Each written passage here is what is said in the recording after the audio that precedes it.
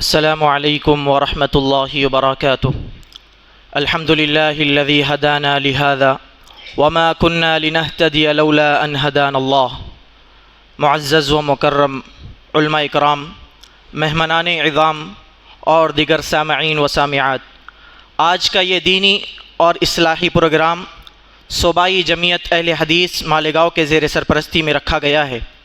اس programme میں صدارت جماعت اہل حدیث آکوٹ کے امیر محترم جناب عبدالرفیق صاحب حفظہ اللہ صدارت کی کرسی پر بیٹھیں گے۔ حضرات گرامی، آج ہم ایک ایسے دور میں جی رہے ہیں جہاں حق اور باطل کے درمیان فرق مٹتا جا رہا ہے، گناہ آسان اور نیکی مشکل ہوتی جا رہی ہے، اور انسان ظاہری ترقی کے باوجود روحانی طور پر کمزور ہوتا جا رہا ہے۔ ایسے حالات میں یہ جاننا بے حد ضروری ہے کہ صراط مستقیم سے گمراہی کے اسباب کیا ہے اور اس کا علاج کیسے ممکن ہوگا۔ اسی لیے آج کے اس پروگرام کا عنوان بھی یہی رکھا گیا۔ میں بلا کسی تاخیر کے صدر محترم کی اجازت سے اس پروگرام کا آغاز کرنا چاہتا ہوں۔ تلاوت کلام اللہ سے اس پروگرام کا آغاز کرنے کے لیے میں جامع مسجد اہل حدیث دارالبیس کے شعبہ تحفیظ کے طالب علم سدیس مرزا ساجد مرزا کو اس شعر کے ساتھ آواز دوں گا۔ قرآن کی تلاوت سے آغاز ہو محفل کا، قرآن کی تلاوت سے آغاز ہو محفل کا، اس نور سے پا جائیں ہم راستہ منزل کا۔ سدیس مرزا تشریف لائے۔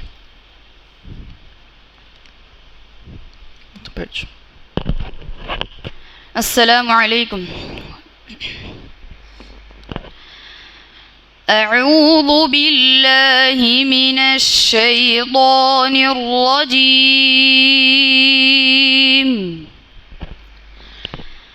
بسم اللہ الرحمن الرحیم۔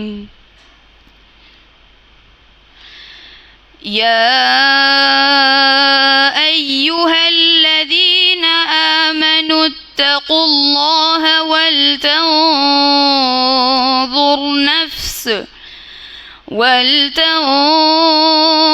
نفس ما قدمت لغد واتقوا اللہ ان اللہ خبیر بما تعملون۔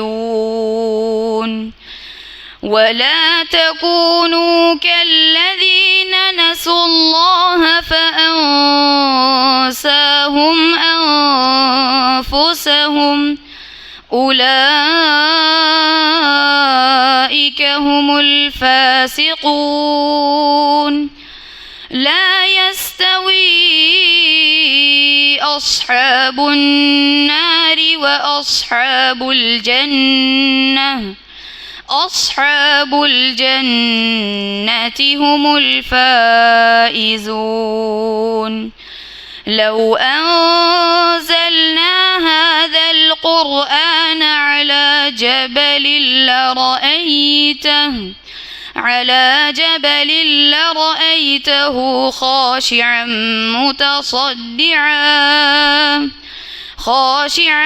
متصدعا من خشية الله۔ وتلك الأمثال نضربها للناس لعلهم يتفكرون۔ هو الله الذي لا إله إلا هو عالم الغيب والشهادة هو الرحمن الرحيم۔ هو الله الذي لا إله إلا هو الملك القدوس السلام المهيمن العزيز الجبار المتكبر، سبحان اللہ عما یشرکون۔ هو الله الخالق البارئ المصور له الأسماء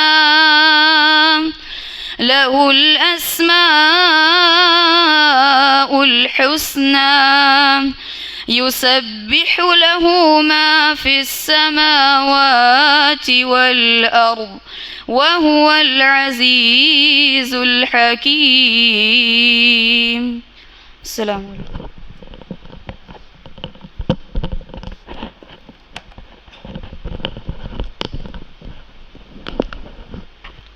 جزاک اللہ خیرا فاحسن الجزا. یہ تھے سدیس مرزا جو اپنی سریلی آواز میں قرآن کے ذریعے سے ہمارے دلوں پر اثر کر رہے تھے. اب اس کے بعد حمد باری تعالیٰ کے لیے میں دعوت دیتا ہوں شفیع اللہ عبدالعلیم کو کہ آپ آئیں اور حمد پیش کریں. السلام علیکم ورحمۃ اللہ وبرکاتہ. مالک میدان محشر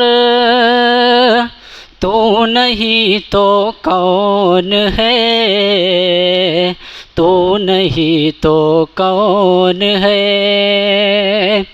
مالک میدان محشر تو نہیں تو کون ہے، تو نہیں تو کون ہے. سب سے اعلیٰ سب سے برتر تو نہیں تو کون ہے، تو نہیں تو کون ہے. گمراہی میں ڈوبی دنیا کی ہدایت کے لیے، گمراہی میں ڈوبی دنیا کی ہدایت کے لیے بھیجنے والا پیغمبر تو نہیں تو کون ہے، تو نہیں تو کون ہے. مالک میدان محشر تو نہیں تو کون ہے، تو نہیں تو کون ہے. تو جو چاہے تو بدل دے پل میں تصویر وجود، تو جو چاہے تو بدل دے پل میں تصویر وجود. حکمراں بندوں کے دل پر، حکمراں بندوں کے دل پر تو نہیں تو کون ہے، تو نہیں تو کون ہے. مالک میدان محشر تو نہیں تو کون ہے، تو نہیں تو کون ہے. السلام علیکم ورحمۃ اللہ وبرکاتہ. جزاک اللہ خیرا فاحسن الجزا. اب میں نعت گنگنانے کے لیے دعوت دیتا ہوں سید عفان قسمت علی کو کہ آپ اسٹیج پر تشریف لائیں. السلام علیکم ورحمۃ اللہ وبرکاتہ. وہ شہر محبت جہاں مصطفیٰ ہے، وہیں گھر بنانے کو دل چاہتا ہے. وہ شہر محبت جہاں مصطفیٰ ہے، وہیں گھر بنانے کو دل چاہتا ہے. وہ سونے سے کنکر، وہ چاندی سی مٹی نظر میں بسانے کو دل چاہتا ہے. جو پوچھا نبی نے کہ کچھ گھر بھی چھوڑا تو صدیق اکبر کے ہونٹوں پہ آیا. وہاں مال دولت کی کیا ہے حقیقت، جہاں جان لٹانے کو دل چاہتا ہے. وہ شہر محبت جہاں مصطفیٰ ہے، وہی گھر بنانے کو دل چاہتا ہے. ستاروں سے یہ چاند کہتا ہے ہر دم، تمہیں کیا بتائیں وہ ٹکڑوں کے عالم. اشارے میں آقا کہ اتنا مزہ تھا کہ پھر ٹوٹ جانے کو دل چاہتا ہے. جہاد محبت کی آواز گونجی، کہا حنظلہ نے یہ دلہن سے اپنی، اجازت اگر ہو تو جام شہادت لبوں سے لگانے کو دل چاہتا ہے. وہ شہر محبت جہاں مصطفیٰ ہے، وہی گھر بنانے کو دل چاہتا ہے. وہ سونے سے کنکر، وہ چاندی سی مٹی، نظر میں بسانے کو دل چاہتا ہے. السلام علیکم ورحمۃ اللہ وبرکاتہ.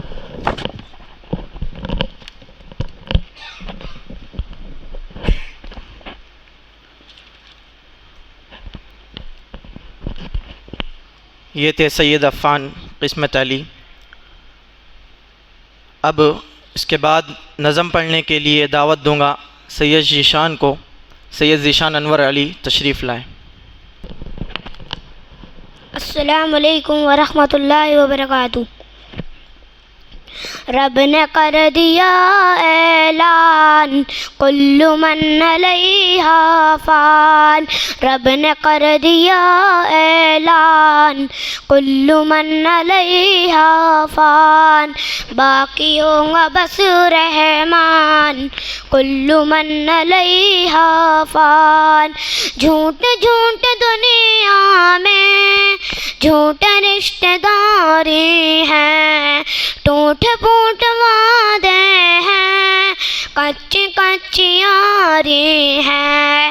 دھوکہ ہر قدم ہر آن کل من علیہا فان. روح جسم کو ایک دن چھوڑ کر یوں جائیں گے، تم جہاں رہو لیکن موت لینے آئیں گے.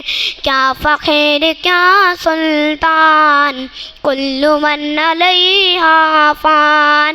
جب خدا کے مرضی سے سور پھونکا جائے گا، رب کا ماں سوا ہرگز کوئی بچ نہ پائے گا. کیا فقیر کیا سلطان کل من علیہا فان. ایک دن یہ سورج کی روشنی نہیں ہوں گی، تارے ٹوٹ جائیں گے، چاندنی نہیں ہوں گی. پڑھ کے دیکھ لے قرآن کل من علیہا فان.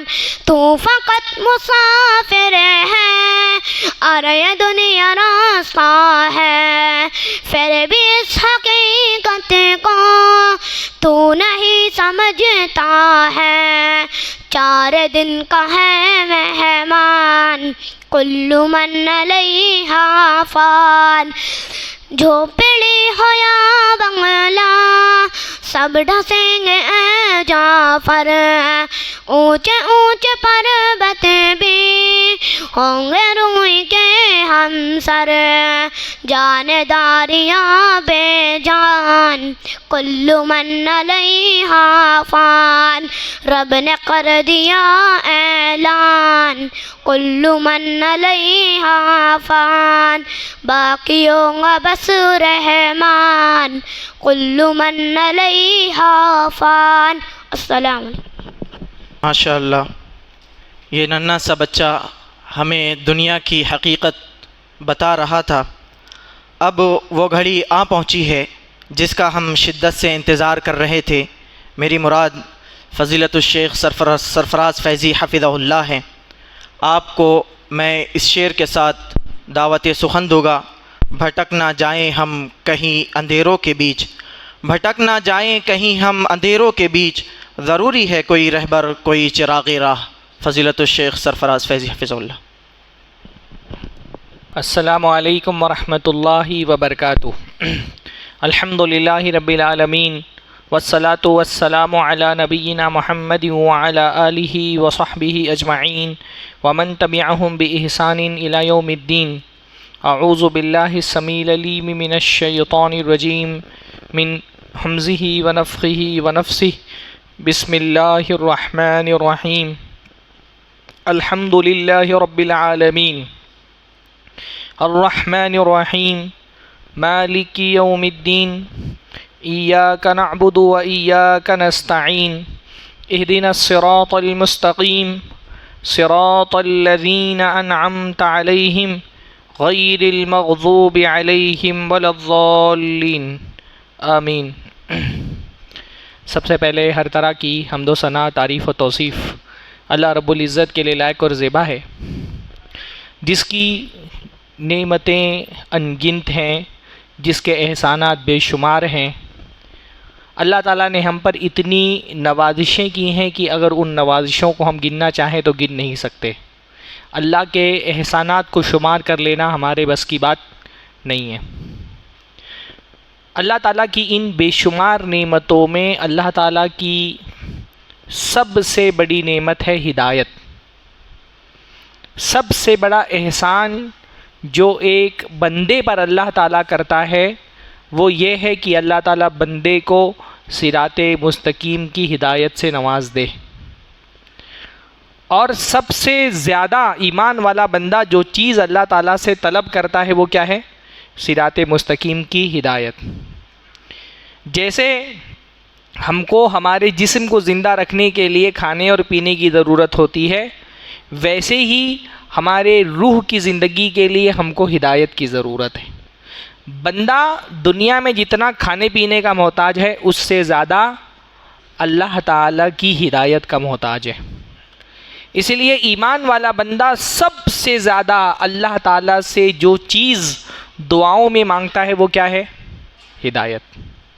صبح شام دن رات جب اللہ تعالیٰ کے سامنے کھڑا ہوتا ہے، ہر نماز میں بلکہ نماز کی ہر رکعت میں اللہ تعالیٰ سے صراط مستقیم کی ہدایت کی دعا مانگتا ہے.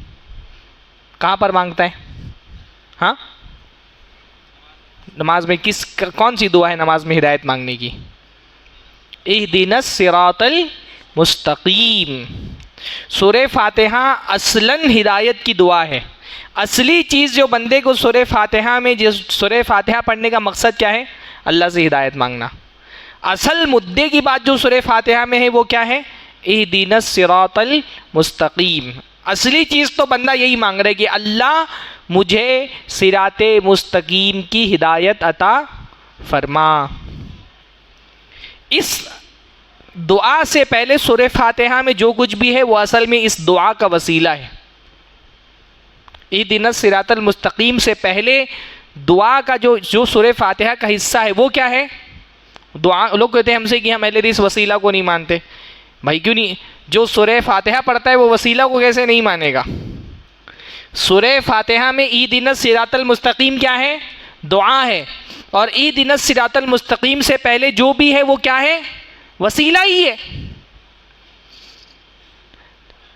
اہل حدیث تین طرح کے وسیلہ مانتے ہیں.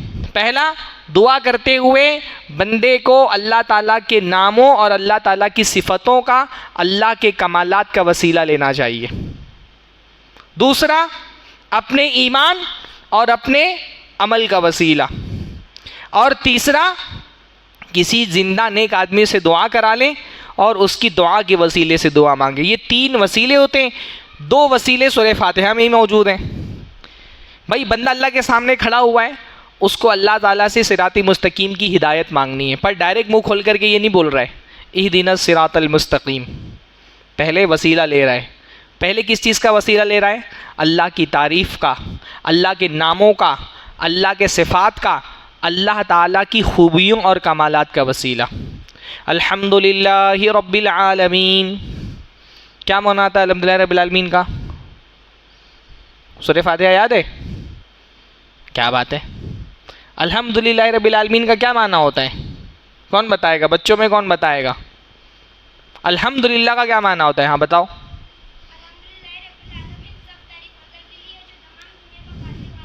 ماشاء اللہ۔ الرحمن الرحیم،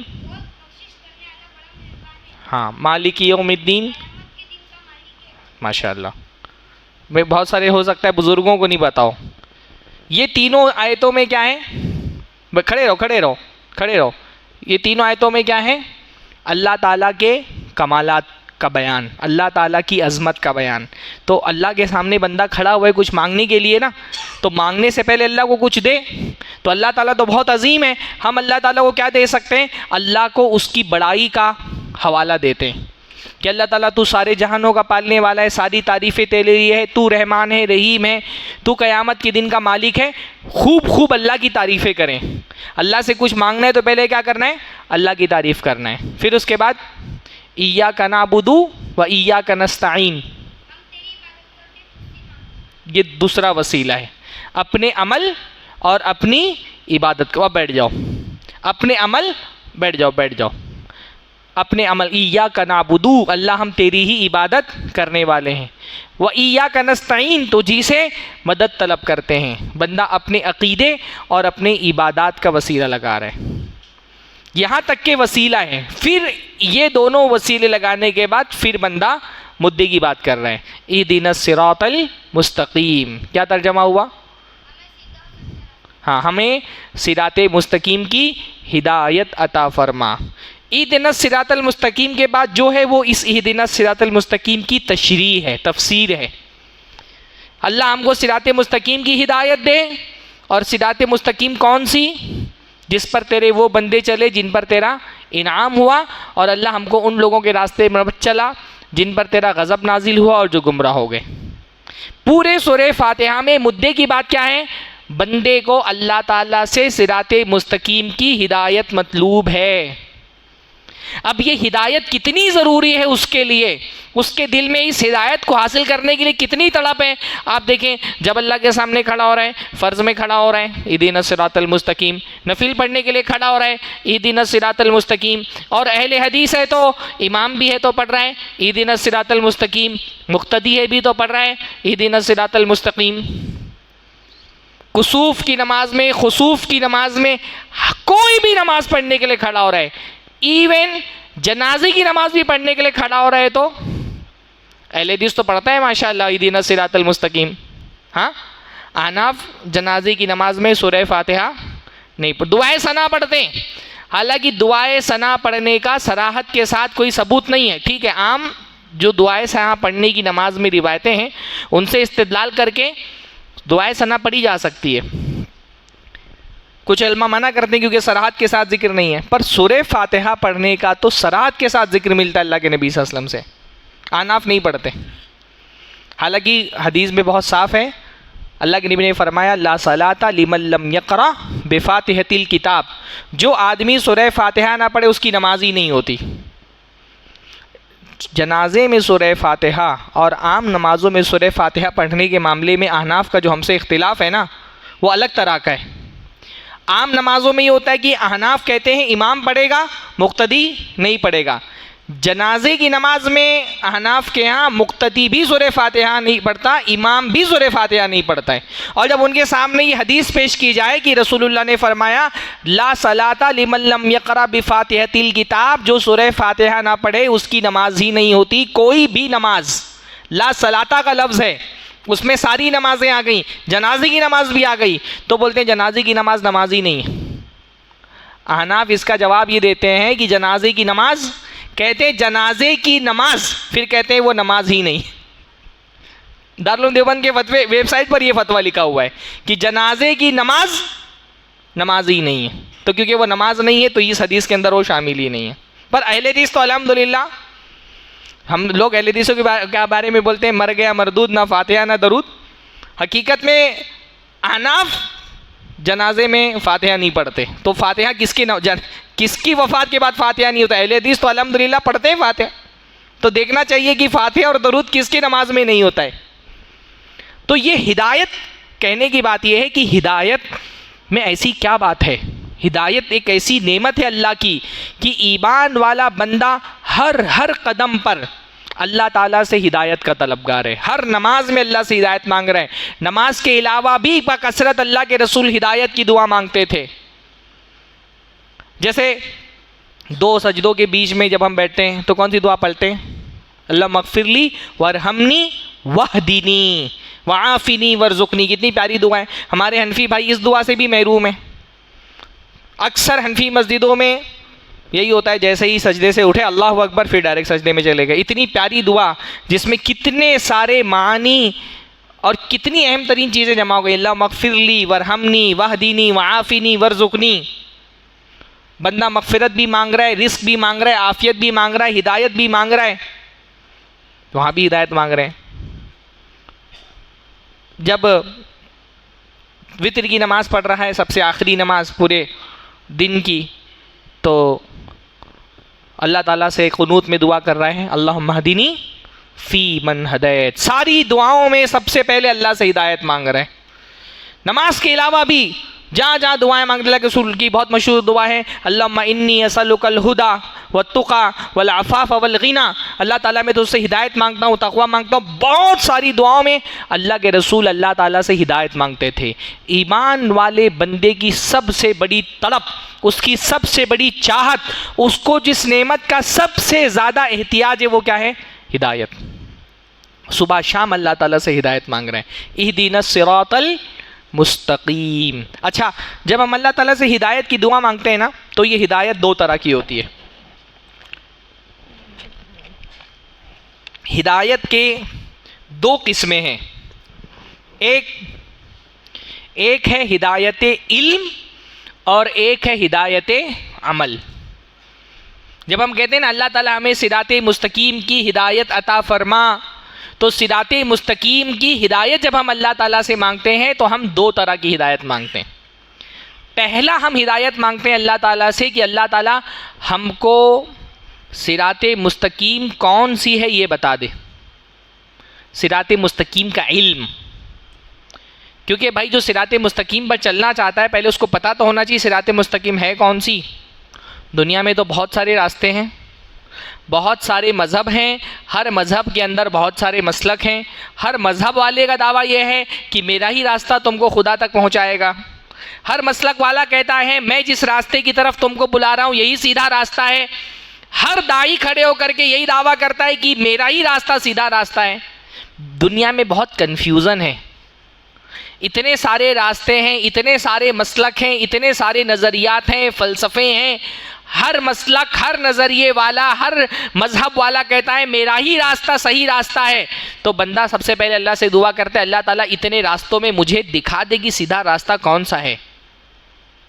پہلے اللہ تعالیٰ سے صراط مستقیم کا علم مانگتا ہے بندہ۔ یہ کون سا؟ ہدایت علم، کہ اللہ تعالیٰ پہلے مجھے پتا تو چلے کہ اتنے راستوں میں وہ راستہ کون سا ہے جو راستہ مجھے تجھ تک پہنچائے گا۔ گمراہی کا ایک طریقہ کیا ہوتا ہے کہ بندہ غلط راستے کو صحیح راستہ سمجھ کر کے اور پوری محنت کے ساتھ اس پر چلتا ہے، قیامت کے دن اس کو پتا چلے گا یہ راستہ جس کو میں صراط مستقیم سمجھتا تھا یہ راستہ صراط مستقیم تھا ہی نہیں، میں جہنم کے راستے پر زندگی بھر چلتا رہا اور مجھے یہ لگا یہی جنت تک لے جانے والا راستہ ہے۔ گمراہی کا ایک طریقہ یہ بھی ہے۔ اللہ نے فرمایا قرآن مجید کے اندر قُلْ هَلْ نُنَبِّئُكُمْ بِالْأَخْسَرِينَ أَعْمَالًا الَّذِينَ ضَلَّ سَعْيُهُمْ فِي الْحَيَاةِ الدُّنْيَا وَهُمْ يَحْسَبُونَ أَنَّهُمْ يُحْسِنُونَ صُنْعًا، کہ اللہ کے رسول ان کو بتائیں کہ سب سے زیادہ خسارے میں قیامت کے دن کون لوگ ہوں گے؟ الذین ضل سعیہم فی الحیات الدنیا، جن کی محنتیں جو انہوں نے دنیا میں کی تھی وہ ضائع ہو جائیں گی۔ ایک دین کو، ایک مسلک کو، ایک نظریے کو انہوں نے ہدایت کا راستہ سمجھا اور اس پر بہت محنت کی، اپنی جان لگائی، مال لگایا، اس پر چلنے کے لیے اپنی خواہشیں، آرزویں قربان کر دی، اس کی طرف دعوت دیتے رہے، لوگوں سے لڑتے رہے کہ یہی راستہ ہدایت کا راستہ ہے، خوب محنت کی۔ ضل سعیہم، پر جس مسلک کو، جس راستے کو وہ ہدایت کا راستہ سمجھ رہے تھے وہ ہدایت کا راستہ تھا ہی نہیں، ان کی ساری محنتیں اکارت ہو جائیں گی، ساری کوششیں ضائع چلی جائیں گی۔ وَهُمْ يَحْسَبُونَ أَنَّهُمْ يُحْسِنُونَ صُنْعًا، اور وہ یہ سمجھتے رہے کہ ہم جو کر رہے ہیں وہ بہت اچھا کام ہے، ہم ہی ہدایت کے راستے پر ہیں۔ تو دنیا میں راستے تو بہت سارے ہیں۔ ایمان والا بندہ پہلے اللہ سے کہتا ہے اِهْدِنَا الصِّرَاطَ الْمُسْتَقِيمَ، اللہ تعالیٰ مجھے صراط مستقیم دکھا پہلے کہ کون سا راستہ سیدھا راستہ ہے۔ ہدایت کا علم، لیکن سیدھا راستہ دکھ جانے کے باوجود بھی ہر کوئی سیدھے راستے پر چلتا نہیں ہے۔ ہدایت کا علم آ جانے کے باوجود بھی ہر کسی کو اس راستے پر چلنے کی توفیق نصیب نہیں ہوتی۔ تو ہم جب کہتے ہیں نا اہدنا الصراط المستقیم، تو دوسری چیز اللہ تعالیٰ سے یہ مانگتے ہیں کہ اللہ اس راستے کا علم ہو جانے کے بعد اس پر چلنے کی توفیق بھی عطا فرما دے۔ اس کو کہتے ہیں ہدایت توفیق، ہدایت توفیق۔ اچھا دیکھیں قرآن مجید میں دو آیتیں، ایک آیت ہے جس میں اللہ تعالیٰ نے رسول اللہ کے بارے میں فرمایا انک لتہدی الی صراط مستقیم، اللہ کے رسول آپ صراط مستقیم کی ہدایت دیتے ہیں۔ ایک آیت میں یہ فرمایا کہ رسول اللہ ہدایت دیتے ہیں۔ دوسری آیت قرآن مجید کی جس میں رسول اللہ صلی اللہ علیہ وسلم کے بارے میں اللہ نے فرمایا انک لا تہدی من احببت، اللہ کے رسول آپ جس کو چاہیں اس کو ہدایت نہیں دے سکتے۔ تو ایک طرف تو اللہ تعالیٰ کہتا ہے آپ ہدایت دیتے ہیں، دوسری طرف اللہ تعالیٰ کہہ رہا ہے آپ ہدایت نہیں دے سکتے۔ بظاہر دونوں آیتوں میں کنٹروڈکشن ہے، تضاد ہے، تعارض ہے۔ ایک آیت میں کہا جا رہا ہے رسول اللہ ہدایت دیتے ہیں اور دوسرے میں کہا جا رہا ہے رسول اللہ ہدایت نہیں دے سکتے۔ تو پھر حل کیا ہے اس تعارض کا؟ جس آیت میں یہ کہا گیا ہے کہ رسول اللہ ہدایت دیتے ہیں، وہاں ہدایت سے کون سی ہدایت مراد ہے؟ ہدایت علم۔ بہت آسان لفظوں میں کہوں، ہدایت علم کا مطلب ہوتا ہے راستہ دکھانا، اور ہدایت عمل کا مطلب ہوتا ہے راستے پر چلانا۔ ہدایت علم کا مطلب کیا ہوتا ہے؟ راستہ دکھانا، اور ہدایت عمل کا مطلب کیا ہوتا ہے؟ راستے پر چلانا۔ راستہ دکھانے کا کام تو رسول اللہ کرتے ہیں، رسول اللہ بتاتے ہیں سیدھا راستہ کون سا ہے جو تم کو اللہ تعالیٰ کی طرف لے جانے والا ہے۔ ہدایت علم دیتے ہیں رسول اللہ، دکھاتے ہیں کہ سیدھا راستہ کون سا ہے جو تم کو اللہ تعالیٰ کے لے جائے گا، لیکن اس راستے پر چلنے کی توفیق دینے کا کام دنیا میں کوئی نہیں کر سکتا۔ چلنے کی توفیق کون دیتا ہے؟ اللہ تعالیٰ دیتا ہے۔ تو جہاں ہدایت علم کی بات ہے وہاں اللہ نے فرمایا انک لتہدی الی صراط مستقیم، اے رسول بے شک آپ لوگوں کو صراط مستقیم کا راستہ دکھاتے ہیں، صراط مستقیم دکھاتے ہیں۔ اور جہاں پر چلانے کی بات ہے وہاں رسول اللہ سے کہا گیا انک لا تہدی من احببت، رسول اللہ آپ جس کو چاہیں اس کو ہدایت نہیں دے سکتے، یعنی چلنے کی توفیق آپ نہیں دے سکتے، وہ اللہ تعالیٰ ہی دیتا ہے۔ رسول اللہ کے ہاتھ میں ہوتا رسول اللہ سب کو دے دیتے توفیق، اگر رسول اللہ کے ہاتھ میں ہوتا تو رسول اللہ سب کو چلا دیتے، پر یہ رسول اللہ کے ہاتھ میں نہیں تھا۔ اپنے سگے چچا کے بارے میں بھی رسول اللہ نے بہت کوشش کی، لیکن اللہ نے ان کی قسمت میں توفیق نہیں لکھی تھی۔ تو جب ہم اللہ تعالیٰ سے کہتے ہیں نا کہ اللہ تعالیٰ ہم کو صراط مستقیم عطا فرما دے، تو صراط مستقیم کی ہدایت سے ایک ہدایت کیا ہوتی ہے کہ اللہ ہم کو صراط مستقیم کا علم دے۔ دوسرا کیا وجہ ہوتی ہے کہ اللہ تعالیٰ ہم کو صراط مستقیم پر چلنے کی توفیق نصیب فرما۔ پتہ یہ چلا کہ صراط مستقیم سے گمراہ ہونے کے دو ہی سبب ہیں، یا تو بندے کو پتہ ہی نہیں کہ سیدھا راستہ کیا ہے، وہ گمراہی کے راستے کو ہدایت کا راستہ سمجھ بیٹھا ہے، اس پر بہت محنت سے چل رہا ہے، جہالت۔ اور دوسرا اس کے پاس علم تو ہے صراط مستقیم کیا ہے؟ بہت سارے لوگوں کو پتا تھا یہی صراط مستقیم ہے، پر انہوں نے اس ہدایت کو قبول نہیں کیا. جیسے اللہ تعالیٰ نے سمود کے بارے میں فرمایا، قوم سمود کے بارے میں، وَأَمَّا ثَمُودُ فَهَدَيْنَاهُمْ فَاسْتَحَبُّوا الْعَمَى عَلَى الْهُدَى، کہ سمود کو ہم نے ہدایت دی تھی. ہدایت کا مطلب ان کو دکھا دیا تھا یہی راستہ سیدھا راستہ ہے. بہت بڑا معجزہ ان کے مطالبے پر ان کے لیے پیش کر دیا گیا تھا. فَاسْتَحَبُّوا الْعَمَى عَلَى الْهُدَى، لیکن انہوں نے ہدایت کا راستہ اختیار نہیں کیا، چلے نہیں اس پر. بہت سارے لوگ دنیا میں ایسے آئے انبیاء کی دعوت کے نتیجے میں، ان کو پتا چل گیا حق کیا ہے، لیکن پھر بھی حق کے راستے پر چلے نہیں. وہ ابو جہل کو نہیں پتا تھا محمد صلی اللہ علیہ وسلم برحق ہیں، فرعون کو نہیں پتا تھا حضرت موسیٰ برحق ہیں. بہت سارے لوگ ایسے تھے جن کو پتا چلا. اس لیے گمراہی کی دو قسمیں ہوتی ہیں، ایک بندے کی جہالت کی وجہ سے گمراہی، ہاں، علم نہ ہونے کی وجہ سے گمراہی کی، بندے کو پتا ہی نہیں کہ حق کا راستہ کون ہے. اس لیے علماء نے کہا ہے نا کہ گمراہی کے بنیادی طور پہ دو ہی سبب ہوتے ہیں. گمراہی کے بنیادی طور پہ دو ہی سبب ہوتے ہیں، ایک شبہات اور دوسرا شہوات. دو ہی سبب ہے. صراط مستقیم سے گمراہ ہونے کے دو ہی اسباب ہیں.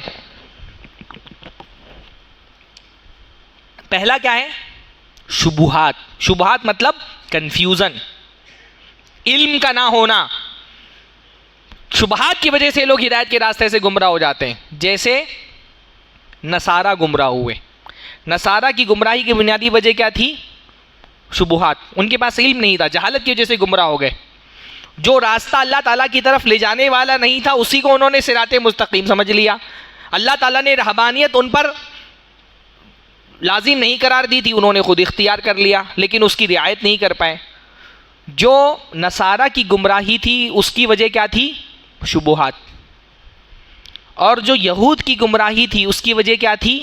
شہوات. ایسا نہیں کہ یہود کو حقیقت کیا ہے یہ پتہ نہیں تھی. حضرت عیسیٰ علیہ السلام نے تو پیدا ہوتے ہی اپنی زبان سے اپنی نبوت کا دعویٰ کیا تھا، انی عبداللہ. ہاں، انہوں نے زبان سے بچپن میں ماں کی گود میں ہی اتنا بڑا معجزہ انہوں جانتے تھے کہ حضرت عیسیٰ اللہ تعالیٰ کے رسول ہیں. وہ جانتے تھے کہ جبرائیل وحی لے کر کے آتے ہیں. وہ حضرت عیسیٰ کو جب انہوں نے اپنے حساب سے قتل کر دیا تو وہ کیا کہتے تھے؟ انا قتلنا عیسی ابن مریم رسول اللہ، ہم نے اللہ کے رسول عیسیٰ ابن مریم کو قتل کر دیا. ہاں، عیسیٰ ابن مریم جو اللہ کا رسول تھا ہم نے اس کو قتل کر دیا. رسول بول کر کے بولتے تھے قتل کر دی، بولتے تھے رسول تھا ہم نے قتل کر دیا.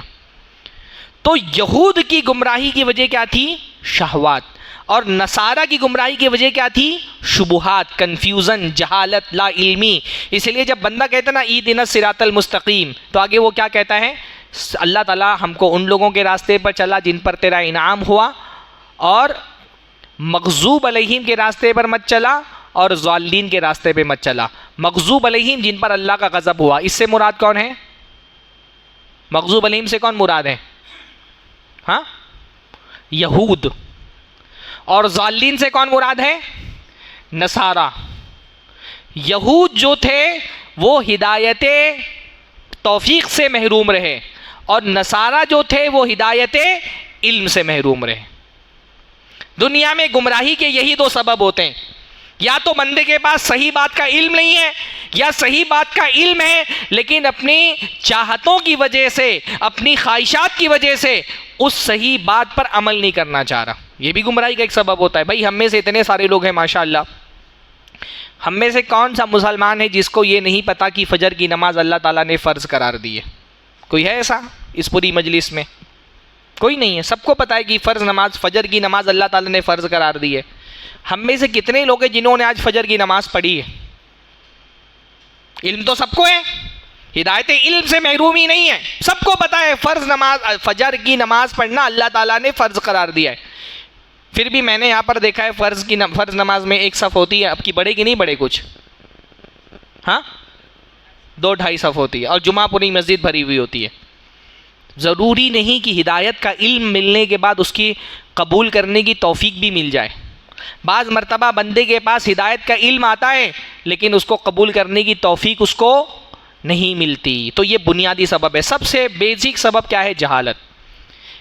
صراط مستقیم سے گمراہی کی سب سے بنیادی وجہ ہے کہ آدمی کے پاس علم ہی نہیں ہے، جاہل ہے وہ. قرآن مجید میں اللہ تعالیٰ نے مشرکین کے بارے میں فرمایا بل کذبوا بما لم یحیطوا بعلمہم، کہ ان لوگوں نے، اللہ تعالیٰ نے قرآن مجید میں فرمایا بل کذبوا، بلکہ ان لوگوں نے جھٹلا دیا. کس چیز کو جھٹلایا؟ بما لم یحیطوا بعلمہ، جس چیز کا ان کے پاس علم نہیں تھا اس کو جھٹلا دیا. آدمی، سلف کہا کرتے تھے نا الانسان اعداء لما جہلوا، الناس اعداء لما جہلوا، انسان جو چیز نہیں جانتا ہے اس کا دشمن ہو جاتا ہے. آج دنیا میں، اچھا یہ جو صراط مستقیم سے گمراہی ہے، یہ گمراہی الگ الگ طرح کی ہو سکتی ہے. کبھی آدمی کو مذہبی گمراہی ہوتی ہے، اسلام چھوڑ کر کے کوئی کفر کا راستہ اختیار کر لیا ہے، اسلام کا انکار کر رہا ہے کیونکہ اس کے پاس علم ہی نہیں ہے حق کیا ہے باطل کیا ہے اس کا. کبھی مسلمان ہیں لیکن شرک میں مبتلا ہے، کفر میں مبتلا ہے، قبر پرستی کر رہا ہے، پیر پرستی کرتا ہے، بدعتوں میں پڑا ہوا ہے، اس کو سنت کی طرف دعوت دی جا رہی ہے، قبول نہیں کر رہا. شرک میں مبتلا ہے، اس کو توحید کی دعوت دی جا رہی ہے، قبول نہیں کر رہا. کیوں؟ کیونکہ اس کے پاس دین کو سمجھنے کے لیے جو بیسک نالج چاہیے وہ بیسک نالج بھی اس کے پاس نہیں ہے. جہالت سب سے بڑی وجہ ہوتی ہے انسان کی گمراہی کی. اس لیے اللہ تعالیٰ سے کثرت کے ساتھ دعاؤں میں اللہ سے علم مانگنا چاہیے.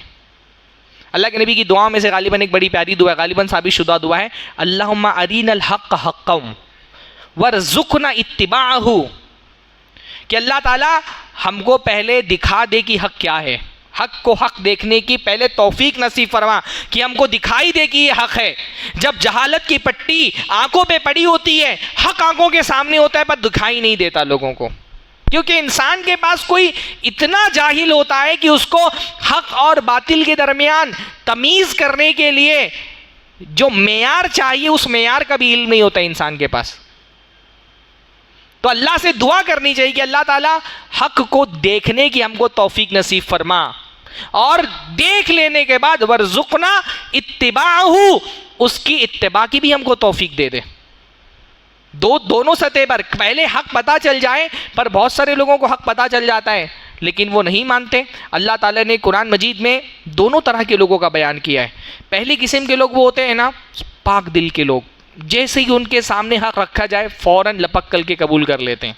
اللہ نے ایسے لوگوں کے بارے میں فرمایا والذی جاء بالصدق وصدق بہ اولئک ھم المتقون، کہ جو آدمی سچائی لے کر کے آیا، حق بات کسی کے سامنے پیش کی، پہلا آدمی وہ ہے، وصدق بہ، اور دوسرا وہ جس کو جیسے ہی حق ملا اس نے قبول کر لیا.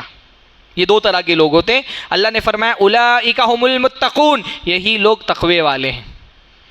تقوی جب دل کے اندر ہوتا ہے نا، آدمی کو جب ہدایت اس کے سامنے واضح ہو جاتی ہے پھر اس کو کوئی چیز ہدایت کے قبول کرنے سے روک نہیں سکتی.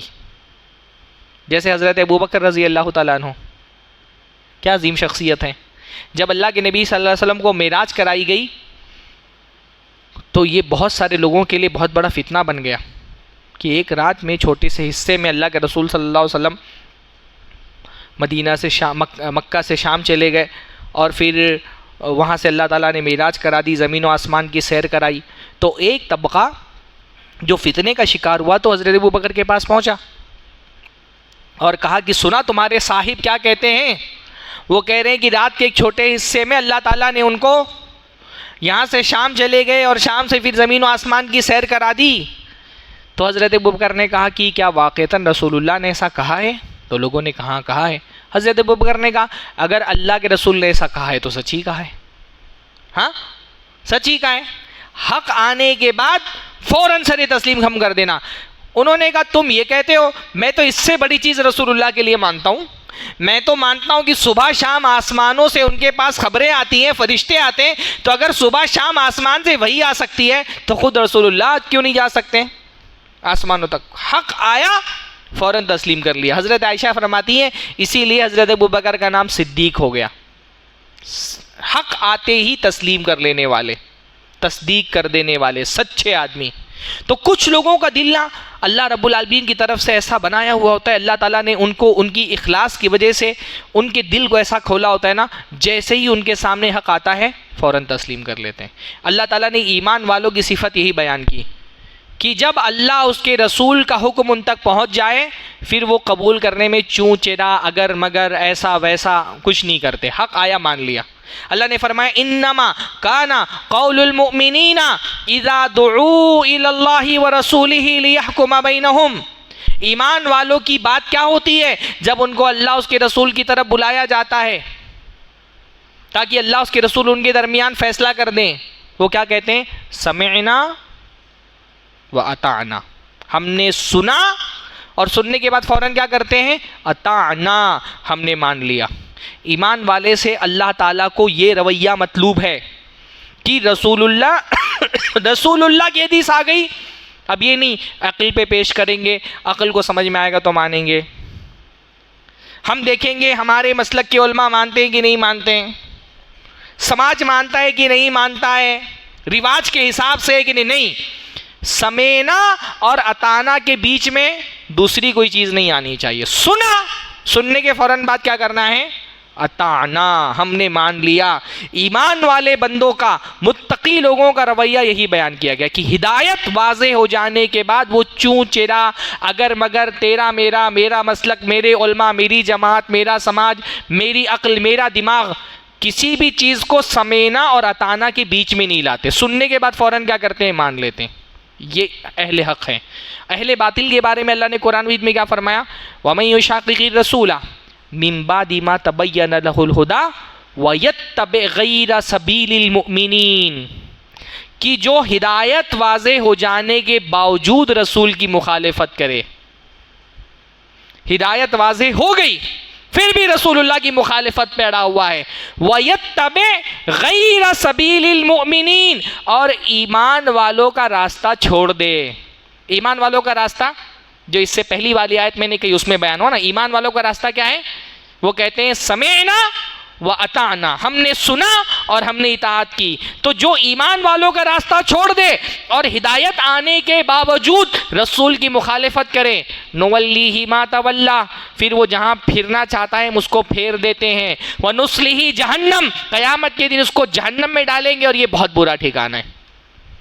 آپ کو یہ تسلیم کرنا ہے کہ آپ کو یہ ایمان والا راستہ بھی اللہ تعالیٰ نے بتا دیا قرآن مجید کے اندر، ایمان والوں کا راستہ کیا ہے، اور قرآن مجید میں اللہ تعالیٰ نے گمراہ لوگوں کا بھی راستہ بتا دیا۔ آپ کو ان دونوں راستوں میں سے کون سا راستہ اختیار کرنا ہے؟ ہدایت آنے کے باوجود اس کو قبول نہ کرنا، یہ گمراہ لوگوں کا راستہ ہے۔ پھر جب آدمی گمراہ ہوتا ہے اس کو دلیلوں پر دلیلیں اس کے سامنے رکھ دی جائیں، وہ اللہ رب العالمین کی آیتوں کو قبول کرنے پر آمادہ نہیں ہوتا ہے۔ تو پہلی چیز اللہ تعالیٰ نے قرآن مجید میں جو ہم آیتیں دیکھتے ہیں پتہ چلا کہ پہلی چیز جو انسان کو ہدایت کے راستے پر چلنے سے روکتی ہے وہ کیا ہے؟ جہالت۔ اچھا، ہم یہ دیکھتے ہیں کہ جو گمراہ گروہ اور افراد ہوتے ہیں، جو گمراہ فرقے ہوتے ہیں نا، ان کے جو قائدین ہوتے ہیں وہ جان بوجھ کر کے اپنی عوام کو جہالت کے اندھیرے کنویں میں رکھنا چاہتے ہیں۔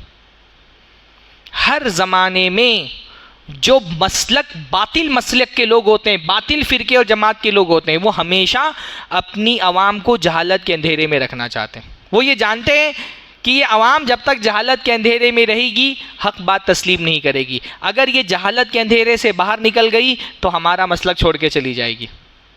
اس لیے باطل فرقے ہمیشہ اپنی جماعت کی عوام کو قرآن و حدیث سے دور کرتے ہیں۔ بھائی ایمان والوں کی، اہل علم کا کام کیا ہے؟ لوگوں کو قرآن و سنت سے جوڑا جائے نا، لیکن بہت سارے مسلک میں آپ دیکھیں گے خصوصی طور پہ عوام کو تاکید کی جاتی کہ قرآن و سنت سے دور رہیں۔ وہ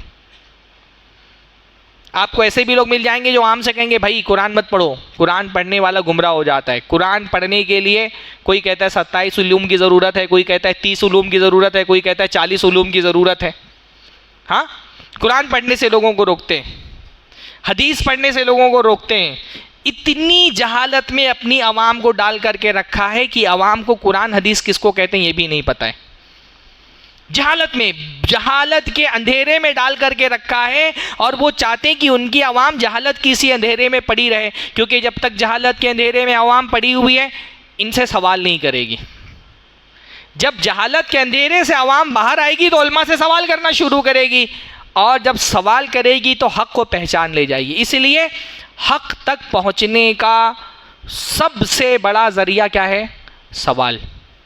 سوال کریں آپ، ہے نا. اسی لیے کوئی کہتا ہے نا اہل حدیث کی دعوت کیا ہے، ہم کہتے ہیں اہل حدیث کی دعوت ہے سوال کرو. جہالت ایک بیماری ہے، اور اس بیماری کا علاج کیا ہے؟ اللہ کے نبی نے فرمایا انما شفاء العی السوال، کہ جہالت کا علاج کیا ہے؟ سوال کرنا.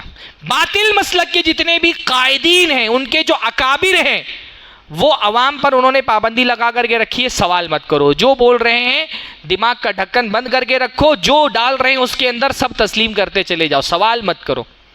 اس کا فائدہ بھائی آپ دیکھیں نا، میں قبر پرستوں کے بدعتیوں کے علماء کو دیکھتا ہوں، جو مرضی میں آ رہے ہیں اللہ کے بارے میں، رسول اللہ کے بارے میں، اولیاء اللہ کے بارے میں بولتے چلے جا رہے ہیں. عوام ہندی بہ رہی ہے، سبحان اللہ کر رہی ہے، اس کو پتہ ہی نہیں، جاہل ہے. عوام جاہل ہے، اس کو اتنا تک کے علم نہیں دیا ہے کہ بھائی دلیل کس چیز کا نام ہے. عوام کو نہیں پتا، دلیل کے نام پہ جو پکڑا دیا رہتا ہے عوام پکڑ لیتی ہے. ابھی میں نے دیکھا پاکستان کے ایک حنفی مولوی ہیں، ناف کے نیچے ہاتھ باندھنے کی دلیل وہ یہ دے رہے ہیں، کیا نام ہے اس کا، عبد الواحد قریشی، ویڈیو میرے پاس موجود ہے. وہ بول رہا ہے بھائی ناف کے نیچے ہاتھ باندھنے کی دلیل یہ ہے، عقلی دلیل، کہ مرد کی شہوت کیونکہ ناف کے نیچے ہوتی ہے تو اس لیے مرد نماز میں ناف کے نیچے ہاتھ باندھے، اور عورت کی شہوت کیونکہ سینے پر ہوتی ہے تو عورت سینے پر ہاتھ باندھتی ہے. عوام خوش، اتنی بڑی دلیل مل گئی ناف کے نیچے ہاتھ باندھنے کی. عوام جاہل ہے نا، اس کو پتہ ہی نہیں. بھائی اگر ناف کے نیچے ہاتھ باندھنے کا مقصد شہوت کو روکنا ہے تو ناف کے نیچے کیوں؟ شرمگاہی پکڑ لے نماز میں، اصلی شہوت تو شرمگاہ میں ہوتی ہے نا. یہ کوئی دلیل ہے؟ اس کا نام دلیل ہے؟ نماز ایسے، نماز میں کہاں کہاں باندھنا ہے کہاں نہیں باندھنا ہے یہ ہم عقل سے طے کریں گے کہ رسول اللہ کی حدیث سے طے ہوگا؟ ہاتھ کہاں باندھنا ہے کہاں نہیں باندھنا ہے یہ عقل سے طے ہوگا. پوری دنیا کے بھی حنفی مل جائے نا، کم از کم اس تفریق کی کوئی دلیل نہیں دے سکتے کہ عورتوں اور مردوں کی نماز میں عورت سینے پہ ہاتھ کیوں باندھتی ہے اور مرد ناف کے نیچے ہاتھ کیوں باندھتے ہیں. بھائی ٹھیک ہے، ناف کے نیچے آنے کی حدیثیں ہیں، ضعیف حدیثیں ہیں، لیکن اگر کسی کو صحیح لگتا ہے کہ وہ حدیثیں صحیح ہیں تو حنفی عورتوں کو بھی ناف کے نیچے ہاتھ باندھنا چاہیے، مردوں کو بھی ناف کے نیچے ہاتھ باندھنا چاہیے. اگر ناف کے نیچے ہاتھ باندھنے والی حدیثیں اللہ کے رسول کی صحیح ہیں تو پھر عورتوں کو بھی ناف کے نیچے ہاتھ باندھنا چاہیے. ایک طرف آپ ضد کرتے ہیں کہ نہیں ناف کے نیچے ہاتھ باندھنے والی حدیثیں صحیح ہیں، دوسری طرف عورتوں سے کہتے ہیں کہ سینے پہ ہاتھ باندھو. تو زیادہ تر عورتوں کی تعداد تو مردوں سے زیادہ ہوتی ہے، تو زیادہ تر حنفی تو سینے پر ہاتھ باندھ کر کے نماز پڑھتے ہیں. ہاں، عوام جاہل ہے، عوام کو کچھ نہیں پتا، اس کو جو پکڑا دیا جاتا ہے دلیل کے نام پہ پکڑ لیتی ہے. اس لیے اس عوام کو اگر ہدایت کے راستے پر لانا ہے، اس کو دلیل کیا کہتے ہیں پہلے یہ سکھانا پڑے گا کہ دلیل کس چیز کا نام ہے. ایک قبر پرست مولوی کو میں نے دیکھا، وہ کہتا ہے کہ اہل حدیث کہتے ہیں کہ غیر اللہ سے دعا نہیں مانگ سکتے. غیر اللہ سے دعا مانگنے کا حکم تو قرآن میں موجود ہے. اپنی عوام کو سمجھا رہا ہے غیر اللہ سے دعا مانگنے کا حکم قرآن مجید میں موجود ہے. کہاں موجود ہے بھائی؟ میں خود چوک گیا کہ یہ کون سی حدیث پیش کر رہا ہے بھائی. پورا قرآن مجید نازل ہی اسی لیے ہوا ہے کہ لوگوں کو یہ بتایا جائے کہ اللہ کے علاوہ کسی سے دعا مت مانگو، ہے نا. قرآن مجید میں اتنی ساری دعائیں ہیں، ہر دعا کیسے شروع ہوتی؟ قرآن مجید کی کوئی دعا یاد ہے آپ کو؟ ہاں، ربنا آتنا فی الدنیا حسنہ، اے ہمارے رب ہم کو دنیا میں اچھائیاں عطا فرما، آخرت میں اچھائیاں عطا فرما. اور کوئی دعا؟ ربی زدنی علما، اے میرے رب میرے علم میں اضافہ کر. اللہم، اے اللہ ربی اشرح لی، اے رب میرا. کتنی بھی قرآن مجید کی دعائیں ہیں، یا تو وہ ربنا سے شروع ہو رہی ہے، یا تو ربی سے شروع ہو رہی ہے، یا اس کے شروع میں اللہم ہے نا. ہر دعا کی شروعات اللہ تعالیٰ سے ہی ہو رہی ہے، رب، ربنا، اللہم، یا اللہ تعالیٰ کی کوئی دوسری صفت. پورے قرآن مجید میں کیا کوئی ایک دعا ہے جس کی شروعات یا رسول اللہ سے ہو رہی ہے؟ اگر رسول اللہ سے بھی دعائیں مانگنے ہیں تو ایک دعا تو اللہ تعالیٰ قرآن مجید میں بتاتا کہ ایسے دعا مانگو یا رسول اللہ زدنا علما. ہاں، اگر اردو میں آپ جتنی بھی دعائیں آپ قرآن مجید کی، بریلوی جتنی بھی دعائیں قرآن مجید کی مانگتا ہے، اردو عربی میں قرآن کی دعائیں، اس میں تو کہیں رسول اللہ سے دعا مانگنے کوئی ذکر نہیں ہے. ہاں، یا رسول اللہ آتینی فی الدنیا حسنا و فی الآخرۃ حسنا، ایسی کوئی دعا ہے پورے قرآن مجید میں؟ ہر دعا تو اللہ تعالیٰ سے مانگی جا رہی ہے، نہ رسول اللہ سے مانگنا سکھایا گیا، نہ رسول اللہ کے علاوہ دوسرے اولیاء اللہ سے مانگنا سکھایا گیا۔ چلو ٹھیک ہے، رسول اللہ سے نہیں مانگنا سکھایا گیا تو رسول اللہ کو سکھایا جاتا، یا رسول اللہ کو نہیں تو کم سے کم صحابہ کو سکھایا جاتا کہ بھائی ابراہیم خلیل اللہ سے دعا مانگو۔ شاہ عبد القادر جیلانی رحمہ اللہ کا مقام بڑا ہے کہ حضرت ابراہیم کا مقام بڑا ہے؟ ہاں، ابراہیم علیہ السلام کا مقام بڑا ہے، تو صحابہ کو سکھایا جاتا ہے نا کہ ابراہیم سے دعا، حضرت ابراہیم سے یوں دعا مانگو، یا حضرت اسماعیل سے یوں دعا مانگو، حضرت موسیٰ سے یوں دعا مانگو، حضرت عیسیٰ سے یوں دعا مانگو۔ پر پورے قرآن مجید میں جو بھی دعائیں موجود ہیں سینکڑوں کی تعداد میں، ہر دعا یا تو ربنا سے شروع ہو رہی ہے، یا تو ربی سے شروع ہو رہی ہے، یا اللہم سے شروع ہو رہی ہے۔ اللہ کے نبی صلی اللہ علیہ وسلم کی حدیث کے ذخیرے میں جتنی دعائیں آپ کو ملیں گی سب میں یا تو ربنا ہے، ربی ہے، اللہم ہے، اللہ تعالیٰ کی دوسری صفات ہیں۔ کوئی دعا جو ہے وہ یا رسول اللہ سے نہیں شروع ہو رہی۔ تو بندے نے کہا کہ قرآن مجید میں اللہ تعالیٰ نے غیر اللہ سے دعا مانگنے کا حکم دیا ہے، تو میں بھی چونک گیا۔ کہا دیکھو قرآن مجید میں اللہ تعالیٰ نے فرمایا وَاسْتَعِینُوا بِالصَّبْرِ وَالصَّلَاةِ، نماز اور صبر سے مدد طلب کرو۔ پھر پوچھتا ہے اپنی عوام سے بتاؤ نماز اور صبر اللہ ہے کہ غیر اللہ ہے؟ ساری عوام کہتی ہے غیر اللہ ہے۔ پھر بولتا ہے دیکھو قرآن مجید کے اندر اللہ تعالیٰ نے غیر اللہ سے دعا مانگنے کا حکم دیا ہے۔ عوام کیا بولتی ہے؟ نعرہ تکبیر، اللہ اکبر۔ کیا جہالت ہے عوام میں۔ بھائی چھوٹا سا اگر بندے کو علم ہو تو اس کو آسانی سے غور کر کے سمجھ سکتا ہے۔ آیت میں صبر اور نماز کے ذریعے سے دعا مانگنے کا حکم دیا گیا ہے، بالصبر والصلاۃ۔ ڈائریکٹ نماز اور صبر کو پکارنے کا حکم نہیں دیا اللہ نے۔ اللہ تعالیٰ نے نہیں کہا ہے کوئی مصیبت آئے تو بولو اے نماز، اے صبر، میرا مسئلہ حل کر دے۔ بھائی نماز کے ذریعے سے دعا کرنی ہے، نماز کے ذریعے سے مدد طلب کرنی ہے، پر مدد کس سے طلب کرنی ہے؟ اللہ تعالیٰ سے۔ نماز پڑھتے ہیں تو آپ کیا کرتے ہیں؟ اگر نماز میں عربی کی پابندی نہیں ہوتی تو یہ لوگ نماز میں بھی غیر اللہ کو پکارتے۔ وہ تو پابندی ہے نا، احناف کے یہاں خصوصی طور پہ، دوسرے اہل علم کہتے ہیں کہ اردو زبان میں بھی دعائیں مانگی جا سکتی ہیں۔ اگر یہ پابندی نہیں ہوتی تو یہ سجدے میں بھی یا غوث اعظم مدد بولتے، یا پتہ نہیں بولتا بھی ہوگا کوئی۔ یہ تو ان کے لیے مشکل ہے کہ نماز میں عربی دعائیں مانگنی ہے۔ جب تک نماز پڑھتے تب تک اللہ سے مانگتے، سلام پھیرتے فوراً غیر اللہ کو پکارنا شروع کر دیتے۔ نماز کے ذریعے سے مدد طلب کرنی ہے، نماز سے مدد نہیں طلب کرنی ہے۔ نماز میں ہم اہدنا الصراط المستقیم، نماز میں سب سے پہلے یہی دعا کرتے ہیں۔ کس سے دعا کرتے ہیں؟ اللہ سے ہی کرتے ہیں کہ نماز میں بھی جب آپ اہدنا الصراط المستقیم پڑھتے ہیں تو آپ کی مراد غوث اعظم ہوتے ہیں، شاہ عبد القادر جیلانی رحمہ اللہ ہوتے ہیں؟ نہیں نا۔ عوام جاہل ہے، عوام کو کچھ نہیں پتا، ان کو جان بوجھ کر کے جاہل رکھا گیا ہے۔ جب تک کہ یہ جاہل رہیں گے ان کو کہانیاں سناؤ، حکایتیں سناؤ، واقعات سناؤ، منامات سناؤ، تعریفیں کریں گی تمہاری، پیسے برسائیں گی تم پر، تمہاری عزت کے دفاع کے لیے لڑ جائیں گی، تمہارے ساتھ کھڑے رہیں گی۔ کب تک؟ جب تک یہ عوام جاہل ہے۔ جس دن اس عوام کو یہ سمجھ میں آ گیا سوال کرنا ہے، دلیل مانگنا ہے، پوچھنا ہے، بولنے والے کو روک کر کے حوالے طلب کرنا ہے، اسی لیے جیسے ہی کوئی دیوبندی بریلوی دلیل طلب کرنا شروع کرتا ہے لوگ سمجھ جاتے ہیں ابھی اہل حدیث ہو جائے گا، یہ سمجھ گیا کہ دلیل مانگنا چاہیے۔ اسی لیے ہم کہتے ہیں نا اہل حدیث کی دعوت صرف یہ ہے کہ لوگوں کو دلیل سکھاؤ کہ دلیل کس کو کہتے ہیں اور دلیل مانگی کیسے جاتی ہے۔ بیسک اتنا عوام میں اتنی جہالت ہے، واللہ عام لوگوں کو اتنا قرآن و حدیث سے دور رکھا گیا ہے۔ میری پیدائش ممبئی کی ہے، باندرا کی۔ ہمارے کچھ اہل حدیث نوجوان ایک بندے کو، بریلوی تھا، اس کو سمجھا رہے تھے کہ بھائی رفع الیدین کرنا چاہیے، اللہ کے نبی صلی اللہ علیہ وسلم سے صحیح حدیثوں سے رفع الیدین ثابت ہے۔ امام بخاری نے اس کو روایت کیا ہے، رفع الیدین کی روایتوں کو، رکوع سے پہلے اور رکوع کے بعد کی۔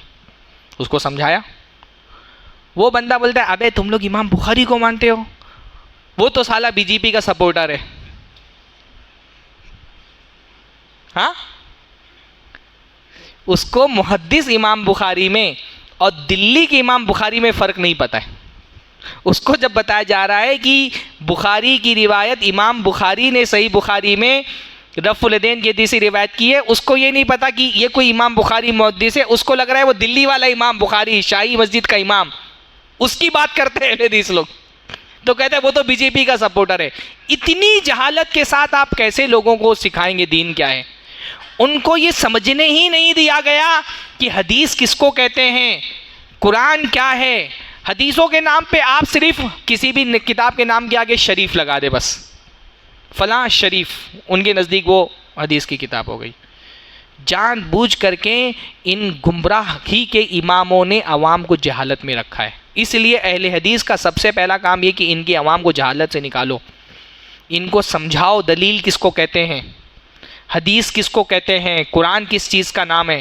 جیسے جیسے انشاءاللہ تعالی لوگوں سے جہالت دور ہوگی، ویسے ویسے انشاءاللہ تعالی اہل حدیثیت پھیلے گی۔ تو پہلی چیز جو انسان کو گمراہی کی طرف لے کر کے جاتی ہے، صراط مستقیم کے راستے میں رکاوٹ بنتی ہے، وہ جہالت۔ دوسری چیز کیا ہے؟ دوسری چیز ہے تعصب، مسلکی تعصب، گروہی تعصب۔ آدمی ایک گروہ اور ایک مسلک سے اپنے آپ کو جوڑ لیتا ہے، اور کیونکہ اس نے یہ طے کر لیا ہے کہ میں اسی گروہ میں رہنے والا ہوں، اس سے باہر نہیں نکلنے والا ہوں، اس کو لاکھ آپ دلیلیں اس کے سامنے رکھ دیں۔ ہاں، جیسے یہود کا تھا نا کہ بھائی ان کو یہودیت نہیں چھوڑنی ہے، اللہ تعالیٰ نے فرمایا وَلَئِن، کیسے قرآن کی آیت ہے، وَلَئِنْ أَتَيْتَ الَّذِينَ أُوتُوا الْكِتَابَ بِكُلِّ آیَةٍ مَا تَبِعُوا قِبْلَتَكَ، آپ اہل کتاب کو ہر آیت، ہر نشانی، ہر دلیل ان کے سامنے رکھ دیں، وہ آپ کے قبلے کو فالو نہیں کریں گے۔ آپ ان کے سامنے کائنات، آسمان و زمین کی ساری دلیلیں لا کر کے رکھ دیں، کیوں؟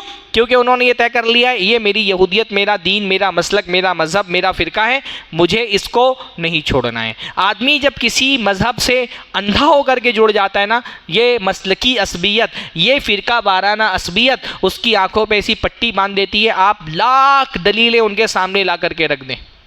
بندے نے سوچ لیا ہے، میں خاص طور پہ جب مقلد ہو جاتا ہے آدمی نا، ایک تقلیدی مسلک سے جڑ گیا کہ میں حنفی ہوں، مجھے حنفیت کا راستہ نہیں چھوڑنا ہے، آپ دسیوں دلیلیں لا کر کے رکھ دیں، کوئی فرق اس کو نہیں پڑے گا۔ ہاں، مقلد کے ساتھ تو خصوصی طور پہ یہ مسئلہ ہوتا ہے نا کہ اس کو حدیثوں سے شرح صدر نہیں حاصل ہوتا۔ یہ جو تقلیدی عصبیت ہوتی ہے نا، ایک مقلد کو آپ حدیث سنا دیں، اس کے دل میں عمل کا جذبہ نہیں بیدار ہوتا، کنفیوژن میں رہتا ہے وہ۔ اس کو حدیث سننے کے بعد یہ معلوم کرنا ہوتا ہے کہ میرے مسلک میں، میرے مسلک کے علماء نے اس حدیث کو قبول کیا کہ نہیں قبول کیا۔ جب تک کہ اس کو یہ نہ پتہ چل جائے کہ یہ حدیث میرے مسلک کے بھی موافق ہے، تب تک کہ حدیث پر عمل کرنے کا جذبہ اس کے اندر پیدا نہیں ہوتا۔ حدیث سن کر کے اس کو شرح صدر نہیں حاصل ہوتا، لیکن اس کے مسلک کا مسئلہ اس کو بتا دو، حنفی مسلک میں یہ ہے، قبول کر لے گا۔ پھر اس کے بعد اس کو اس مسلک کے بنیاد کس دلیل پر ہے، وہ دلیل جاننے کا شوق نہیں پیدا ہوگا۔ اس کو حدیثوں سے وہ شرح صدر حاصل نہیں ہوتا جو اپنے مسلک کا فتویٰ ملنے سے ہو جاتا ہے۔ آپ دیکھ لیں نا، آپ کسی مقلد کو حدیث سنا کر کے دیکھ لیں، کتنے مسائل ہیں، دسیوں ہزاروں مسائل ایسے ہیں جہاں حنفی مسلک ایک طرف ہے، اللہ کے نبی کی حدیث ایک طرف ہے، کھلی سری حدیث آپ پیش کر دیں، نہیں مانتے حنفی۔ حتیٰ کہ یہ مسلکی عصبیت اتنی خطرناک ہے، ایک ہی حدیث سے آپ بعض مرتبہ دیکھیں گے کہ احناف جو ہے ایک حدیث کے آدھے حصے سے دلیل دیتے ہیں اپنے مسلک کی، اور دوسرے آدھے حصے کو نہیں مانتے، کیونکہ انہوں نے معیار اپنے مسلک کو بنایا ہوا ہے نا۔ مسلکی عصبیت کا اتنا خطرناک نقصان ہے، ایک حدیث آپ کے سامنے پیش کریں گے، اس سے اپنے مسلک کے صحیح ہونے پر استدلال کریں گے، اسی حدیث میں اگر کوئی بات ان کے مسلک کے خلاف ہے تو قبول نہیں کریں گے۔ ایک مثال میں آپ کو بتاتا ہوں، صحیح بخاری وغیرہ میں نا بہت ساری، ابو داؤد وغیرہ میں حضرت ابو حمید سعدی رضی اللہ تعالیٰ عنہ کی ایک روایت ہے جس میں انہوں نے رسول اللہ صلی اللہ علیہ وسلم کی نماز کا پورا طریقہ، حدیث سعدی بہت، ابو حمید سعدی کی بہت مشہور روایت ہے۔ صحیح بخاری میں یہ جو روایت موجود ہے نا، اس میں رکوع سے پہلے اور رکوع کے بعد رفع الیدین کا ذکر نہیں ہے۔ ابو داؤد والی روایت میں وہی حدیث ہے، اس میں ذکر موجود ہے۔ کوئی حدیث کبھی محدث مفصل بیان کرتا ہے، کبھی مختصر بیان کرتا ہے۔ صحیح بخاری میں امام بخاری نے مختصر بیان کی ہے، اس میں رفع الیدین کا ذکر نہیں ہے۔ بھائی ذکر نہیں ہونے سے مراد یہ تھوڑی ہے کہ کرتے نہیں تھے، حدیث میں بیان ہے، امام بخاری نے مختصر بیان کیا تو رفع الیدین کا ذکر نہیں کیا۔ اس کو احناف اس دلیل کے طور پہ پیش کرتے ہیں. دیکھو حضرت ابو حمید سعدی نے اللہ کے نبی صلی اللہ علیہ وسلم کی نماز بیان کی اور اس میں رفع الیدین کا ذکر نہیں کیا. اس کا مطلب اللہ کے رسول رفع الیدین نہیں کرتے تھے. یہ ان کی دلیل ہے. حالانکہ ابو داؤد والی روایت میں رفع الیدین کا ذکر موجود ہے. اچھا، صحیح بخاری کی جو روایت یہ حضرات پیش کرتے ہیں اسی کے آخر میں جب تشہد کا ذکر آتا ہے، تشہد کے ذکر میں حضرت ابو حمید سعدی بیان کرتے ہیں کہ اللہ کے رسول جب تشہد میں بیٹھے تو اللہ کے نبی صلی اللہ علیہ وسلم نے اپنا دایاں پیر کھڑا کیا، بائیں پیر کو آگے کیا، وقعد علی مقعدتہ، اور اللہ کے نبی اپنے سرین کے بل بیٹھے، زمین پر بیٹھے. تورک جس کو ہم کہتے ہیں، صریح روایت تورک کی موجود ہے. اسی حدیث کے اندر ایک حدیث کے آدھے حصے کو اپنے موقف کے لیے دلیل کے طور پہ پیش کرتے ہیں، اس کے آخری حصے کو نہیں تسلیم کرتے. کسی حنفی کو آپ پیش کر کے دکھا دیں، سارے مسلک والے مانتے ہیں سوائے حناف کے. حنفی، شافعی، مالکی، شافعی، حنبلی وہ بھی تورک مانتے ہیں. اس پہ اختلاف ہے کہ پہلے تشہد میں تورک کرنا ہے کہ نہیں کرتا ہے. مالکی دونوں تشہد میں تورک کرتے ہیں، لیکن تورک کو سارے مسلک کے لوگ مانتے ہیں، احناف نہیں مانتے. حالانکہ صحیح بخاری کی بہت واضح روایات ہیں کہ اللہ کے نبی صلی اللہ علیہ وسلم نماز میں تورک کرتے تھے. آپ کسی حنفی کے سامنے پیش کر کے اس کو بولو ایک مرتبہ نماز میں تورک کر لو، نہیں کرے گا. وہ واضح اللہ کے رسول کی حدیث سامنے موجود ہے، تسلیم نہیں کرے گا. کیوں؟ عصبیت، مسلکی تعصب کی میرے مسلک میں کیونکہ اجازت نہیں ہے تو میں نہیں کروں گا، گرچہ رسول اللہ کی حدیث میرے سامنے آ گئی ہے. دسیوں مسائل ایسے ہیں. ابو داؤد میں، ترمذی میں رسول اللہ صلی اللہ علیہ وسلم کی حدیث ہے کہ اللہ کے نبی صلی اللہ علیہ وسلم کو حضرت جبرائیل نماز کا وقت بتانے کے لیے آئے، اور عصر کی نماز اللہ کے رسول صلی اللہ علیہ وسلم کو پہلے دن اول وقت میں پڑھائی. کب؟ جب ہر چیز کا سایہ اس کے برابر ہو گیا تھا. عصر کی نماز کا ٹائم کب ہوتا ہے؟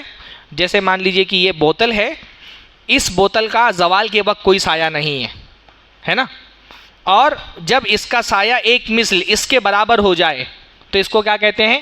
سایہ مثل. اللہ کے رسول صلی اللہ علیہ وسلم کو حضرت جبرائیل نے اول وقت میں نماز پڑھائی. کب؟ جب ہر چیز کا سایہ اس کے مثل ہو گیا. مان لیجئے کوئی 1 میٹر کی چیز ہے، 1 میٹر کی چیز ہے، اب زوال کے وقت پہلے دیکھا جائے گا، مان لیجئے زوال کے وقت اس کا سایہ آدھا میٹر کا ہے، اس آدھے میٹر کو مائنس کیا جائے گا، پھر دیکھا جائے گا کہ آدھے میٹر کے بعد، یعنی جب اس چیز کا سایہ 1.5 میٹر کے برابر ہو جائے گا تب عصر کا وقت ہوگا. ایک مثل پر عصر کی نماز پڑھی جاتی ہے. اہل حدیث مسجد میں پڑھی جاتی ہے، شافعی مسجد میں پڑھی جاتی ہے، حنبلی مسجد میں پڑھی جاتی ہے، مالکی مسجدوں میں پڑھی جاتی ہے. پوری امت کے علماء کا اتفاق ہے عصر کی نماز کا وقت کب ہوتا ہے؟ جب ہر چیز کا سایہ اس کے برابر ہو جائے. حتیٰ کہ امام ابو حنیفہ کے دونوں شاگردوں کا، امام محمد بن حسن الشیبانی، امام ابو یوسف، ان دونوں کا بھی موقف کیا ہے کہ عصر کی نماز کا وقت کب ہوتا ہے؟ جب ہر چیز کا سایہ اس کے برابر ہو جائے. احناف کو آپ حدیث پیش کریں، کبھی تسلیم نہیں کریں گے. ایک بولو کہ اچھا ایک دن تو کم سے کم عصر کی نماز ایک مثل پر اذان دے دو، کبھی تیار نہیں ہوں گے. کیوں؟ کیونکہ جب مسلکی عصبیت اور تعصب کا چشمہ آدمی پہن لیتا ہے اس کو حدیثیں دکھائی نہیں دیتی ہے. یہ عصبیت سب سے خطرناک چیز ہے جو انسان کو حق قبول کرنے سے روکتی ہے. حق کو قبول کرنے میں ایک بہت بڑی چیز جو رکاوٹ بنتی ہے وہ کیا ہے؟ آبا پرستی. اللہ تعالیٰ نے قرآن مجید میں فرمایا کہ وَمَا مَنَعَ النَّاسَ أَن يُؤْمِنُوا إِذْ جَاءَهُمُ الْهُدَىٰ وَيَسْتَغْفِرُوا رَبَّهُمْ إِلَّا أَن تَأْتِيَهُمْ سُنَّةُ الْأَوَّلِينَ. کہ جب لوگوں کے پاس ہدایت آ گئی تو اس ہدایت کو قبول کرنے، ایمان لانے اور استغفار کرنے سے ان کو کس چیز نے روک دیا؟ پہلے کے لوگوں کا طریقہ. اس لیے ہر نبی کو جب انہوں نے اپنی قوم والوں کو ہدایت کی طرف بلایا، ہر قوم والے نے کیا جواب دیا؟ بل نتبع ما الفینا علیہ آباءنا، کہ ہم نے تو اپنے باپ دادوں کو جو کرتا پایا ہے ہم وہی کریں گے. ہدایت کے راہ میں یہ سب سے بڑی رکاوٹ ہوتی ہے کہ بندہ یہ نہیں کہ اس کو دلیل سمجھ میں نہیں آ رہی ہے، حق سمجھ میں نہیں آ رہا ہے، اس نے یہ طے کہ ہم ہمارے باپ دادا جو کرتے ہوئے آ رہے ہیں. آج دنیا میں آپ دیکھیں گے بیشتر بدعات اور خرافات کرنے والے لوگوں کو یہ نہیں دیکھیں گے کہ ان بدعتوں پہ ان کو کوئی دلیل مل گئی ہے، اس وجہ سے ان بدعتوں کے راستے پر چل رہے ہیں. کہ عید میلاد پر کوئی دلیل مل گئی ہے، نہیں، بس میرے باپ دادا یہ کرتے ہوئے آئے ہیں تو مجھے یہ کرنا ہے. کوئی دلیل نہیں ہے. دلیل بعد میں گڑھی جاتی ہے، عمل پہلے سے. عمل اس لیے کر رہے ہیں کیونکہ باپ دادا کرتے ہوئے آ رہے ہیں، دلیلیں گڑھ لیتے اپنی طرف سے کہیں یہاں وہاں سے گھما پھرا کر کے. اہل بدعت کی علامت ہوتی ہے، ان کے ہاں دلیل بعد میں ہوتی ہے، موقف پہلے اختیار کیا ہوا ہوتا ہے. عمل پہلے کر رہے ہیں، دلیل بعد میں تلاش کرتے ہیں. عمل کیوں پہلے سے کر رہے ہیں؟ نہیں، باپ دادا کرتے ہوئے آئے تو کرنا ہے. بیشتر لوگوں کا یہی معاملہ ہے. تو آبا پرستی یہ ایک بہت بڑی وجہ ہے. چوتھی وجہ اکابر پرستی کہ بعض لوگوں نے کیا کیا ہوتا ہے، بعض شخصیتوں کو اپنے لیے معیار بنا لیا ہوتا ہے کہ میں بھائی فلاں امام کی تقلید کروں گا، یہ میرے اکابر علماء ہیں، مجھے انہی کے راستوں پر چلنا ہے. اکابر پرستی یہ بہت بڑی وجہ ہے تقلید کی. قرآن مجید میں اللہ تعالیٰ نے فرمایا نا کہ کل قیامت کے دن اللہ تعالیٰ بہت لوگوں کو جہنم میں ڈالے گا، تو یہ جہنم میں جب ان کو ڈالا جائے گا تو یہ کیا کہیں گے؟ یا لیتنا اطعنا اللہ و اطعنا الرسول، اے کاش ہم نے اللہ اور اس کے رسول کی اطاعت کی ہوتی. ہاں، لیکن ہم نے دنیا میں کیا کیا؟ اطعنا سادتنا و کبراءنا، صرف اپنے بڑوں اور اکابر کی تقلید میں لگے رہے ہم. یہ اکابر کی تقلید انسان کو حق بات قبول کرنے سے روکتی ہے. اس لیے ایمان والے بندے کو یہ سمجھنا ضروری ہے، دین میں دلیل اکابر نہیں ہے، دین میں دلیل اللہ ہیں، اس کے رسول ہیں، اور رسول اللہ صلی اللہ علیہ وسلم کے صحابہ ہیں. یہ تین چیزیں دین میں دلیل ہیں. قرآن سنت، اور قرآن و سنت کا کون سا فہم ہے جو معتبر ہے؟ جو صحابہ نے سمجھا. اتباع الکتاب والسنہ بفہم سلف الامہ، قرآن و سنت کی اتباع کرنا. اور قرآن و سنت کی اتباع کیسے کرنی ہے؟ سلف کے فہم کے مطابق. حق شخصیتوں کے ذریعے سے نہیں پہچانا جاتا، شخصیتوں کو حق کے ذریعے سے پہچانا جاتا ہے نا. حضرت علی کا بہت پیارا فرمان ہے، وہ فرماتے ہیں الحق لا یعرف بالرجال، لوگوں کے ذریعے سے حق کو نہیں پہچانا جائے گا، ولکن الرجال الذین یعرفون بالحق، بلکہ لوگوں کو حق کے ذریعے سے پہچانا جائے گا. حق کو لوگوں پر نہیں پیش کیا جائے گا کہ حق میرے پاس حدیث آ گئی، اب میں دیکھوں گا کہ میرے اکابر علماء اس کے بارے میں کیا کہتے ہیں، وہ کہیں گے تو مانوں گا، نہیں کہیں گے تو نہیں مانوں گا. حق کو لوگوں کے ذریعے سے نہیں پہچانا جاتا ہے. آپ اللہ کے نبی صلی اللہ علیہ وسلم کے صحابہ کا ہی مزاج دیکھیں. حضرت عبداللہ ابن عباس کے پاس ایک آدمی آیا، اس نے کہا کہ حج تمتع کے بارے میں آپ کا کیا خیال ہے؟ تو انہوں نے کہا کہ سنت ہے، اللہ کے رسول صلی اللہ علیہ وسلم نے حج تمتع کیا ہے. تو حضرت ابن عباس سے اس آدمی نے کہا لیکن ابو بکر و عمر تو اس سے منع کرتے تھے. حضرت ابن عباس کے پاس ایک آدمی آیا، اس نے کہا کہ حج تمتع کے بارے میں آپ کی کیا رائے؟ تو انہوں نے کہا تمتع النبی صلی اللہ علیہ وسلم، اللہ کے نبی صلی اللہ علیہ وسلم نے حج تمتع کیا ہے. تو اس آدمی نے کہا، عروہ ابن زبیر تھے، عروہ ابن زبیر نے کہا کہ لیکن ابو بکر و عمر تو حج تمتع سے منع کرتے تھے. حج تمتع خاص طرح کا حج ہے جس میں بندہ پہلے عمرہ کا احرام باندھ کر کے حج کرتا ہے، پھر حلال ہو جاتا ہے اور پھر حج کے لیے الگ سے احرام باندھتا ہے. تو اللہ کے حضرت ابن عباس نے کہا اراہم سیہلکون، میرا ایسا خیال ہے، میں یہ دیکھ رہا ہوں کہ ان قریب یہ لوگ ہلاک ہو جائیں گے. اقول قال النبی صلی اللہ علیہ وسلم، میں کہہ رہا ہوں کہ اللہ کے نبی صلی اللہ علیہ وسلم نے کہا، اور یہ کہہ رہے ہیں کہ ابو بکر و عمر نے کہا.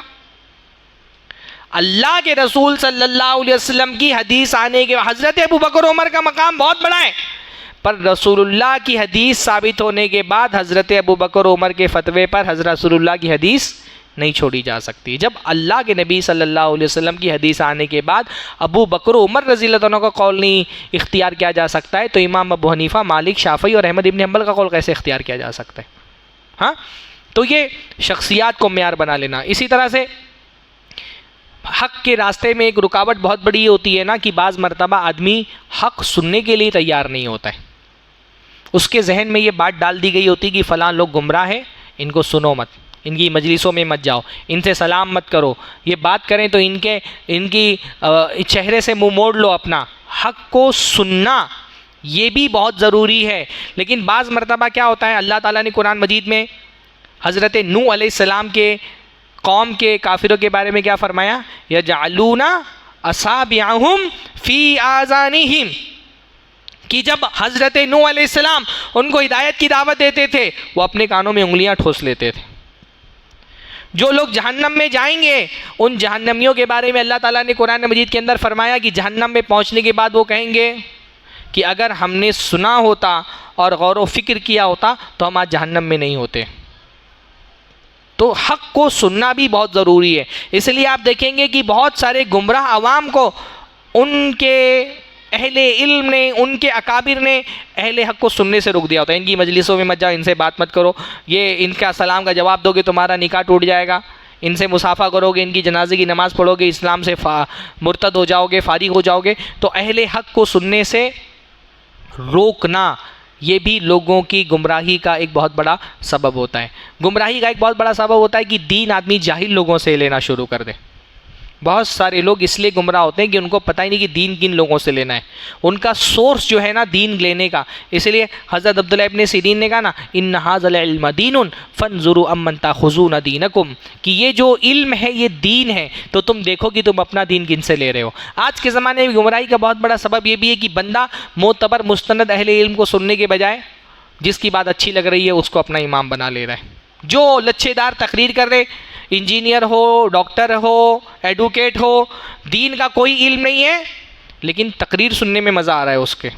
یوٹیوب پہ اس کے فالوور بہت زیادہ ہے، انسٹاگرام پہ اس کے فالوور بہت زیادہ ہے، بس اس نے دین کا امام بنا لیا ہے. چاہے وہ ایک قرآن کی آیت بھی صحیح سے نہیں پڑھ سکتا ہو، پھر بھی دین کا امام اس کو بنایا ہوا ہے. چاہے اللہ کے نبی صلی اللہ علیہ وسلم یہ ایک حدیث کا صحیح سے ترجمہ بھی نہ کر سکتا ہو، سارے مستند معتبر علماء کو چھوڑ کر کے اس جاہل کو دین کا امام بنا. جاہلوں سے دین لینا بھی گمراہی کا ایک سبب ہے. اللہ کے رسول صلی اللہ علیہ وسلم نے فرمایا ان من اشراط الساعہ ان یلتمس العلم عند الاصاغر، قیامت کی علامتوں میں سے ایک علامت ہے کہ چھوٹے لوگوں سے دین کا علم لیا جائے. اور چھوٹے لوگوں سے مراد یہاں پر کیا ہے؟ جس کو اللہ کے نبی صلی اللہ علیہ وسلم نے فرمایا روئی بزا، کہ قیامت کے قریب روئے بزا بات کریں گے. اور روئے بزا کون؟ اللہ کے رسول نے فرمایا رجل تافہ، بے وقوف آدمی جو امور عامہ پہ بات کرے، بڑی بڑی بات کرے حالانکہ اس کے پاس علم نہ ہو. جاہلوں کو یہ اللہ کے نبی صلی اللہ علیہ وسلم نے فرمایا قیامت کے دن قریب اللہ تعالیٰ علماء کو اٹھا لے گا. علم ایسے نہیں اٹھایا جائے گا کہ لوگوں کے ذہن و دماغ سے چیزیں غائب ہو جائیں گی. علم کیسے اٹھایا جائے گا؟ اللہ تعالیٰ علماء کو اٹھا لے گا. فَيَتَّخَذَ النَّاسُ رُؤُوسًا جُهَالًا، تو لوگ جاہلوں کو اپنا سردار بنا لیں گے اور ان جاہلوں سے جا کر کے فتویٰ پوچھیں گے اور یہ جاہل لوگ فتویٰ بھی دیں گے.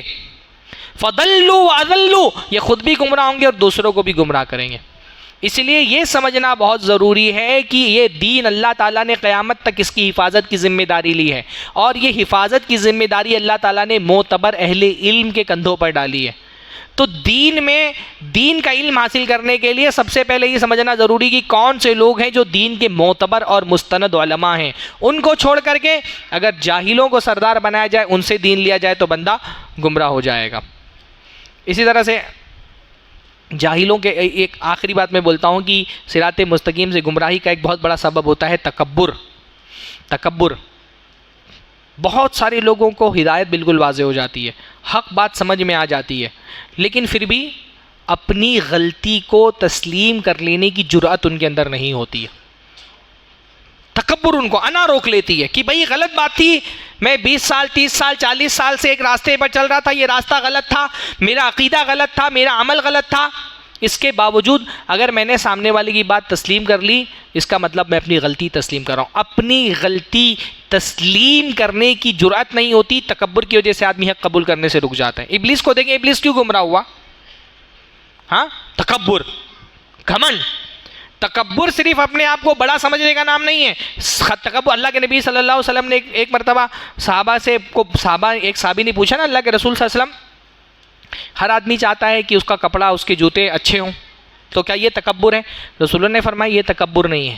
تکبر کیا ہے؟ رسول اللہ نے فرمایا بطر الحق وغمت الناس، حق کا انکار کر دینا اور لوگوں کو حقیر سمجھنا، یہ تکبر ہے. سب سے بڑا تکبر کیا ہے؟ کہ انسان کے پاس حق واضح ہو جائے پھر بھی اس کو تسلیم نہ کرے، یہ سب سے بڑا تکبر ہے. ابلیس اسی تکبر کی وجہ سے گمراہ ہو گیا. ایسا نہیں کہ اس کو ہدایت سمجھ میں نہیں آئی، جو دلیل اس نے دی تھی اس دلیل کی کوئی اہمیت نہیں تھی، پھر بھی کیوں گمراہ ہوا؟ حق کو قبول نہیں کیا، اس کے جانیں تکبر کی وجہ سے حق قبول نہیں کیا. تو یہ بہت ضروری ہے کہ بندہ ہدایت آنے کے بعد یہ نہ سوچے کہ میں اگر ہدایت کو سچ بات میں نے مان لی تو میں چھوٹا ہو جاؤں گا. من تواضع للہ رفعہ اللہ، جو اللہ کے لیے جھکتا ہے اللہ تعالیٰ اس کو بلند کر دیتا ہے. بعض مرتبہ ہم سے کوئی چھوٹا بھی اگر حق بات ہم تک کے پہنچا رہے ہیں، ہم کو تسلیم کرنا چاہیے. سچ بات اگر ہم سے چھوٹا بھی ہم کو بتا دے، ہم کو تسلیم کرنا چاہیے. اللہ کے رسول صلی اللہ علیہ وسلم نے ایک مرتبہ غالباً عصر کی نماز یا عشاء کی نماز، راوی کہتے ہیں مجھے یاد نہیں رہ گیا، لیکن زیادہ امکان ہے کہ عصر کی نماز تھی. اللہ کے رسول نے عصر کی نماز 2 رکعت پڑھا دی، 2 رکعت نماز پڑھا کر کے فارغ ہو کر کے بیٹھ گئے۔ بہت سارے لوگ مسجد سے باہر نکل گئے، ان کو لگا کہ لگتا ہے نماز قصر کر دی گئی ہے۔ ایک صحابی جن کو ذوالدین کہا جاتا تھا وہ کھڑے ہوئے اور انہوں نے کہا اللہ کے رسول آپ بھول گئے ہیں یا نماز قصر کر دی گئی ہے، 4 کی جگہ 2 کر دی گئی ہے۔ رسول اللہ نے کہا نہ میں بھولا ہوں نہ نماز قصر ہوئی ہے، میں نے تو 4 رکعت ہی پڑھائی ہے۔ تو انہوں نے کہا نہیں اللہ کے رسول اگر ایسی بات ہے تو آپ نے نماز 2 ہی رکعت پڑھائی ہے۔ اللہ کے رسول نے صحابہ کو دیکھا، دوسرے سب نے کہا کہ اللہ کے رسول آپ نے 2 رکعت پڑھائی ہے۔ رسول اللہ صلی اللہ علیہ وسلم نے مان لیا۔ صحابی تھے، اللہ کے نبی سے مرتبے میں بہت کم تھے، لیکن صحیح بات اگر کسی چھوٹے کی طرف سے بھی آئے تو تسلیم کر لینے میں حرج نہیں ہونا چاہیے۔ بہت سارے لوگ صرف اپنی انا کی وجہ سے کہ اگر میں نے یہ حق بات تسلیم کر لی تو میں لوگوں کی نظر میں چھوٹا ہو جاؤں گا، حق کو قبول نہیں کرتے۔ تکبر، اللہ تعالیٰ نے قرآن مجید میں فرمایا سأصرف عن آیاتی الذین یتکبرون فی الارض، کہ ان قریب ہم اپنی آیتیں ان لوگوں سے لوٹا دیں گے جو زمین میں تکبر کرتے ہیں، ان کو ہم ہدایت نہیں دیں گے۔ اچھا، ایک اور بہت بڑی وجہ ہوتی ہے ہدایت سے محرومی کی کہ آدمی کے پاس ہدایت اور گمراہی کا صحیح پیمانہ ہی نہیں ہوتا ہے، غلط پیمانوں پر ہدایت اور گمراہی کو ناپ رہا ہوتا ہے۔ بہت سارے لوگ گمراہی کے راستے پر چل رہے ہیں، ان کو دلیلیں دی جائیں قرآن سے حدیث سے، وہ کہتے ہیں بھائی اگر یہ بات غلط ہوتی تو کیا اتنے سارے لوگ مان رہے ہوتے؟ حق کا صحیح پیمانہ ہی اس کے پاس نہیں ہے کہ صحیح اور غلط کو تولنے کا طریقہ کیا ہے، حق اور باطل کے درمیان تفریق کیسے کرنی ہے۔ اس نے قلت اور کثرت کو پیمانہ بنایا ہوا ہے۔ تو جب اس کا معیار ہی غلط ہے، جانچنے کا طریقہ ہی غلط ہے، تو کبھی بھی وہ حق تک نہیں پہنچ سکتا۔ اس نے معیار یہ بنایا ہوا ہے جس عمل کو لے کر کے زیادہ لوگ چلے وہی حق پر ہے۔ قلت اور کثرت ہمارے دین میں کوئی معیار نہیں ہے، پر بہت سارے لوگوں نے اسی کو معیار بنایا ہوا، اس لیے وہ گمراہ ہیں۔ اللہ تعالی ہم سب کو ہر طرح کی گمراہیوں سے محفوظ رکھے۔ اللہ تعالیٰ سے ہدایت کے لیے دعا کرتے ہیں، اور سب سے اہم ترین بات بندے کو ہدایت کے لیے تڑپ اس کے دل میں ہونی چاہیے۔ جو سچے دل سے ہدایت کو حاصل کرنے کی کوشش کرتا ہے اللہ اس کو ہدایت سے محروم نہیں رکھتا۔ اللہ نے قرآن مجید میں فرمایا والذین جاہدوا فینا لنہدینہم سبلنا، کہ جو ہمارے راستے میں محنت کریں گے ہم ان کو ہدایت دیں گے۔ ہدی للمتقین، قرآن مجید متقیوں کے لیے ہدایت ہے۔ دل میں اگر تقویٰ ہوگا، سچی طلب ہوگی ہدایت حاصل کرنے کی، اللہ تعالیٰ ہدایت سے محروم نہیں رکھے گا۔ لیکن کچھ اگر کوئی بدنیت ہے اس کے سامنے اب 10 آیتیں، 10 نشانیاں، 10 دلیلیں لا کر کے رکھ دے، وہ تسلیم نہیں کرتا ہے۔ تو دل میں ہدایت کی سچی تڑپ ہونا بھی بہت ضروری ہے، اس کے بغیر ہدایت نہیں ملتی ہے۔ کہ یہ 10 وجوہات تھے صراط مستقیم سے گمراہ ہو جانے کے۔ اللہ تعالیٰ ہم سب کو صراط مستقیم کی ہدایت عطا فرمائے، زندگی پر اس پر چلنے کی توفیق نصیب فرمائے، اور جب موت آئے تو ہماری موت بھی صراط مستقیم پر آئے۔ وآخر دعوانا الحمدللہ رب العالمین۔ شیخ ہم کو گمراہی سے، صراط مستقیم کے گمراہی کے اسباب اور اس کے علاج پر کافی اہم موضوعات پر خطاب کر رہے تھے۔ 2 جملوں میں اگر یہ کہا جائے تو مناسب ہوگا کہ اگر کھو گئے ہو تو پھر لوٹ آؤ حقیقت کی طرف، اگر کھو گئے ہو تو پھر لوٹ آؤ حقیقت کی طرف، یہی راستہ ہے جو منزل تک لے کے جائے گا، یہی راستہ ہے جو منزل تک لے کے جائے گا۔ محترم سامعین، آپ تک کے چٹھیاں بھیجی گئی ہے، اب یہاں سے سوالات کا سلسلہ شروع ہو رہا ہے۔ جو حضرات سوال کرنا چاہتے ہیں وہ اپنے سوالات کو لکھ کر ہم تک پہنچائیں تاکہ ان کے سوالات کا جواب دیا جا سکے۔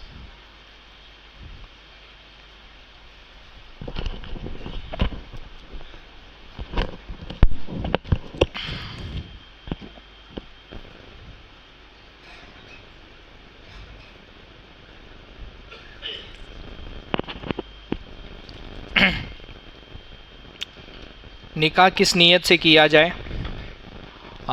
نکاح کرتے ہوئے پہلی نیت تو یہ ہونی چاہیے کہ بھئی نکاح جو ہے وہ اللہ کے رسول صلی اللہ علیہ وسلم کی سنت ہے۔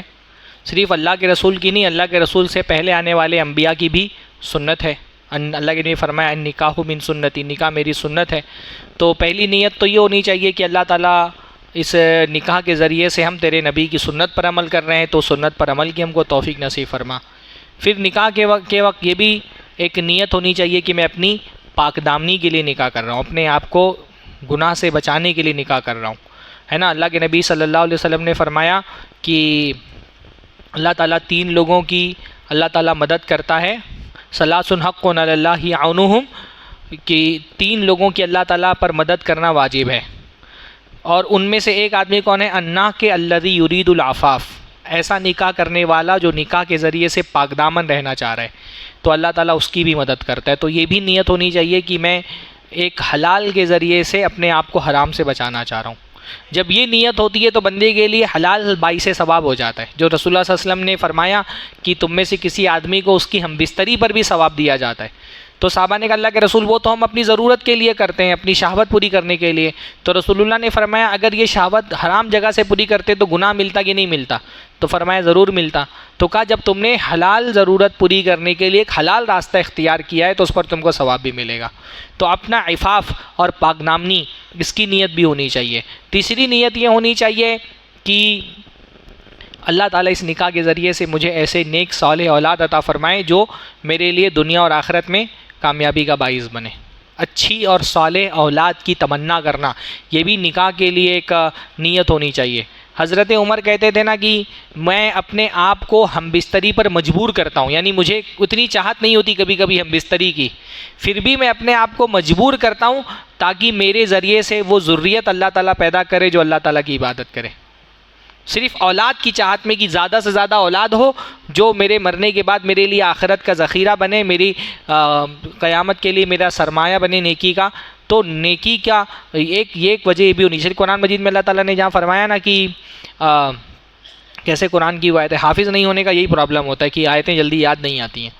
جو اللہ تعالیٰ نے فرمایا احل لکم لیلۃ الصیام الرفث الی نسائکم ہن لباس لکم وانتم لباس لہن، کیسے آگے کی آیت؟ تختانون انفسکم فالآن باشرہن وابتغوا ما کتب اللہ لکم، کہ اللہ تعالیٰ نے پہلے رمضان کی راتوں میں ہم بستری سے روکا تھا۔ پہلے جو شروعات میں جب رمضان روزے فرض ہوئے تو رات میں پورا رات کا بھی روزہ ہوتا تھا، تو اللہ نے فرمایا فالآن باشرہن، اب عورتوں سے ہم بستری کرو، وابتغوا ما کتب اللہ لکم، اور اللہ نے جو تمہارے لیے لکھا ہے اس کو تلاش کرو، یعنی جو اللہ تعالیٰ نے تمہاری قسمت میں اولاد لکھی ہے۔ اس ہم بستری کا مقصد صرف اپنی لذت پوری کرنا نہیں ہونا چاہیے، وہ بھی ہے، وہ تو ایک فطری ضرورت ہے، وہ تو ہونا ہی چاہیے، لیکن ایک اور بڑا مقصد کیا ہونا چاہیے کہ اس کے ذریعے سے اللہ تعالیٰ نے جو اولاد تمہاری قسمت میں لکھی ہے اس کو تلاش کرو۔ تو نکاح کا یہ بھی مقصد ہونا چاہیے۔ اچھا، یہ بہت مشکل کام ہوتا ہے کسی سوال کو مختصر کرنا۔ کیا نکاح کے بعد غنی ہونے والی جو حدیث ہے اس کا کیا مطلب ہے؟ نکاح کے بعد غنی ہونے کے بارے میں میرے کوئی علم میں تو حدیث نہیں ہے۔ یہ حدیث ہے کہ اللہ تعالیٰ 3 لوگوں کی مدد کرتا ہے، اس میں سے ایک وہ ہے جو عفاف کے مقصد سے، پاک دامنی کی مقصد سے نکاح کرتا ہے، اللہ اس کی مدد کرتا ہے۔ تو مدد میں یہ معنی ہے کہ اللہ تعالیٰ اس کو اتنا مال دیتا ہے فیملی سنبھالنے کے لیے۔ اور قرآن کی جو آیت ہے جس میں اللہ نے فرمایا اپنے غلاموں کا نکاح کرا دو، ان یکونوا فقراء من عبادکم ان یکونوا فقراء یغنیہم اللہ من فضلہ، کہ اگر وہ فقیر ہوں گے تو اللہ اپنے فضل سے غنی کر دے گا۔ تو قرآن کی آیت میں یہ بات موجود ہے۔ کیا اہل حدیث علماء سعودی کے درباری ملا ہیں؟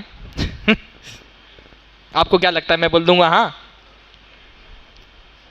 بھائی کسی چیز کے صحیح یا غلط ہونے کا فیصلہ اس موقف کے صحیح یا غلط ہونے پر جو دلیلیں دی جا رہی اس سے کرنا چاہیے نا۔ اگر کون سی چیز صحیح ہے کون سی چیز غلط ہے اس کا فیصلہ اس دلیل کی بنیاد پر کرے تو جی جا رہی ہے۔ یہ درباری ملا ہونے کا تانا وہ لوگ دیتے ہیں جن کے پاس دلیلوں کا کوئی جواب نہیں ہے۔ ہاں جو بھی ہمارے معاملات ہوں بھائی، ہم اپنے کسی موقف پر، چاہے موجودہ دور میں جو جنگ کے حالات ہیں ان حالات سے متعلق یہ بات ہو، یا عمومی طور پہ ہم توحید کی بھی دعوت دیتے ہیں، لوگ بولتے ہیں سعودی ملا ہے، ہم سنت کی اتباع کی دعوت بولتے ہیں درباری ملا ہے۔ ہاں ہم جو ہے لوگوں کو فتنہ فساد سے روکتے ہیں تو بولتے ہیں درباری ملا ہے۔ تو یہ درباری ملا اور اس طرح کی باتیں، اس طرح کے تانے دینے کی ضرورت ان لوگوں کے پیش آتی ہے جن کے پاس دلیلیں نہیں موجود ہیں۔ جو دلیلوں سے بات کرتا ہے وہ کبھی بھی تانے دینے کی اس کو ضرورت محسوس نہیں ہوتی ہے، اس کو تانے دینے کی ضرورت محسوس نہیں ہوتی ہے۔ ہمارا جو بھی موقف ہے کسی بھی مسئلے میں ہم دلیلوں سے اس کو واضح کرتے ہیں۔ باقی رہا معاملہ بھائی سعودی عرب سے ہم کو محبت ہے، آپ کو اگر اس سے تکلیف ہو رہی ہے تو موتوا بغیظکم، مرو تم لوگ اپنے غیظ اور غصے میں۔ ہم کو سعودی عرب سے محبت ہے اور اس محبت کا سبب یہ ہے کہ الحمدللہ دین کی دعوت کے لیے، قرآن و سنت کی نشر و اشاعت کے لیے، خاص طور پہ توحید کی دعوت کے لیے جو سعودی عرب کے خدمات ہیں وہ سارے خدمات ایک طرف رکھ دیے جائیں اور دوسرے مسلم ممالک کے خدمات بھی اگر پورے ملا کر کے ایک طرف رکھ دیے جائیں تو بھی سعودی عرب کی کوئی برابری نہیں کر سکتا ہے. جو انہوں نے اپنا مال، اپنے وسائل اسلام اور مسلمانوں کی مدد کے لیے خرچ کیے ہیں نا، دنیا کا کون سا ملک ہے جس نے دین کی نشر و اشاعت کے لیے اتنا کون سا ملک ہے جس کے پاس پیسہ نہیں ہے؟ بھائی پیسہ تو سب مسلم ممالک کے پاس ہے نا، لیکن عرب جتنا دین کی خدمت کے لیے پیسہ خرچ کرتے ہیں کون خرچ کرتا ہے؟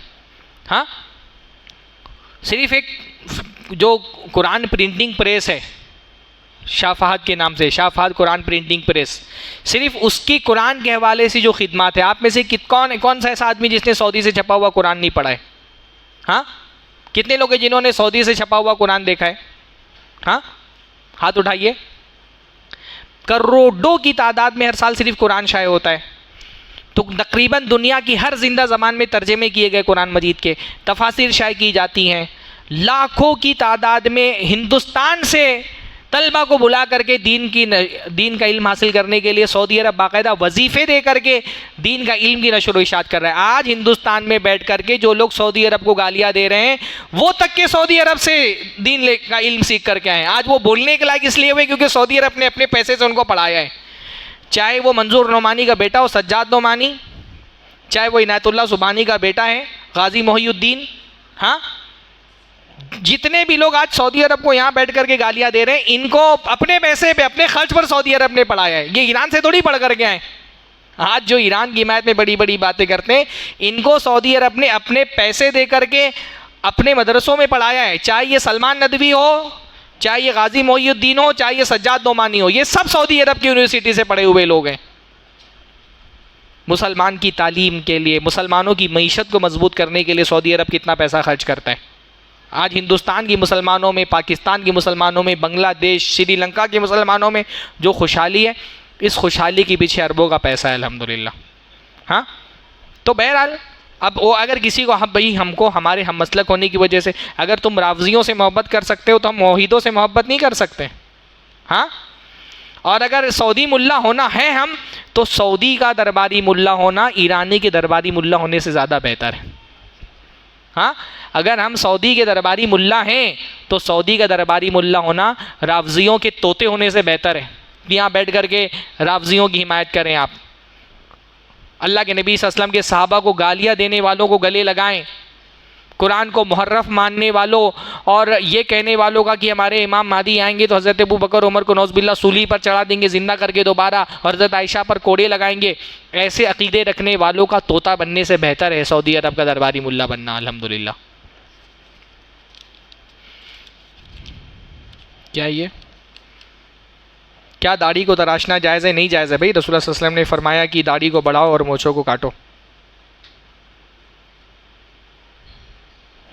کافر لوگ ہدایت کی دعا تو نہیں کر سکتے، بغیر دعا کی ہدایت نہیں مل سکتی، اس لیے ان کی ہدایت کے لیے ہم کیا کر سکتے ہیں؟ بھائی کافر ہدایت کی دعا کر سکتا ہے، ہم کافر کی ہدایت کے لیے دعا کر سکتے ہیں. اور ہدایت کی دعا کرنا ہی صرف کافی نہیں ہے، ان تک کہ ہدایت کا پیغام پہنچانا بھی ضروری ہے. ہم ان کے لیے ہدایت کی دعا بھی کر سکتے ہیں اور ان تک ہدایت کا پیغام بھی پہنچا سکتے ہیں. رسول اللہ صلی اللہ علیہ وسلم نے ہدایت کا پیغام بھی پہنچایا، قرآن و سنت بھی پہنچایا، ساتھ میں اللہ تعالیٰ سے دعا بھی کہ اللہم اہدی قومی فانہم لا یعلمون، اللہ تعالیٰ میری قوم کو ہدایت دے، یہ نہیں جانتے.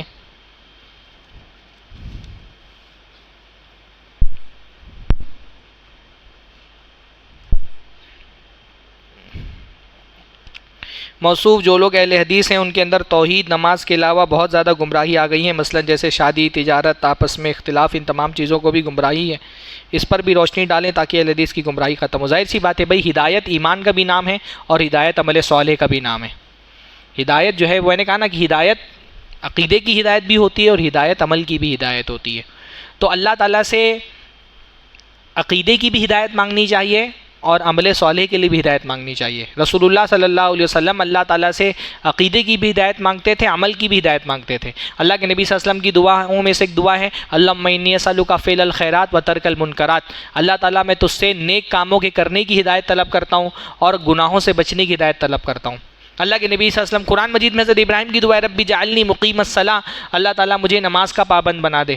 تو اللہ تعالیٰ سے دونوں طرح کی ہدایت مانگنی چاہیے کہ اللہ تعالی ہم کو عقیدے کے معاملے میں بھی ہدایت عطا فرما اور عمل صالح کرنے کی بھی توفیق نصیب فرما۔ اللہ کے رسول صلی اللہ علیہ وسلم دعا مانگتے تھے تشہد میں اللہ سے، ربی اعنی اللہ ذکری کا و شکری کا و حسن عبادتی، اللہ تعالی ہم کو ذکر اور شکر اور حسن عبادت کی توفیق نصیب فرما۔ اللہ تعالیٰ سے معاملات میں درستگی اور اچھے اخلاق کے لیے بھی دعا مانگنی چاہیے۔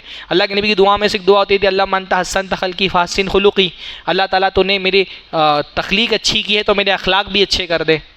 اللہ کے رسول صلی اللہ علیہ وسلم دعا مانگتے تھے اللہم اہدنی لاحسن الاخلاق، اللہ تعالیٰ مجھے اچھے اخلاق کی ہدایت دے۔ تو اللہ تعالیٰ سے میں نے کہا نا کہ اللہ تعالیٰ سے ایمان بھی مانگنا چاہیے اور ہدایت عمل کے لیے بھی اللہ تعالیٰ سے توفیق طلب کرنی چاہیے۔ باقی یہ مسائل تو ہیں، اب ایک تقریر میں ساری باتیں تو سمیٹی نہیں جا سکتی ہے۔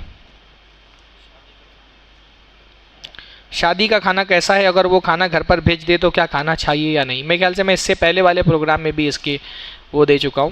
نکاح کے وقت خواتین لڑکی والوں کی طرف سے کھانا کھانے کی شریعت میں قرآن و سنت میں کوئی دلیل نہیں ہے، بلکہ کسی بھی نکاح میں لڑکی والوں پر اللہ تعالیٰ نے 1 روپے کا خرچ نہیں رکھا ہے، کوئی بھی خرچ لڑکی والوں کو نہیں کرنا ہے، تو شریعت میں تو یہ ثابت نہیں ہے۔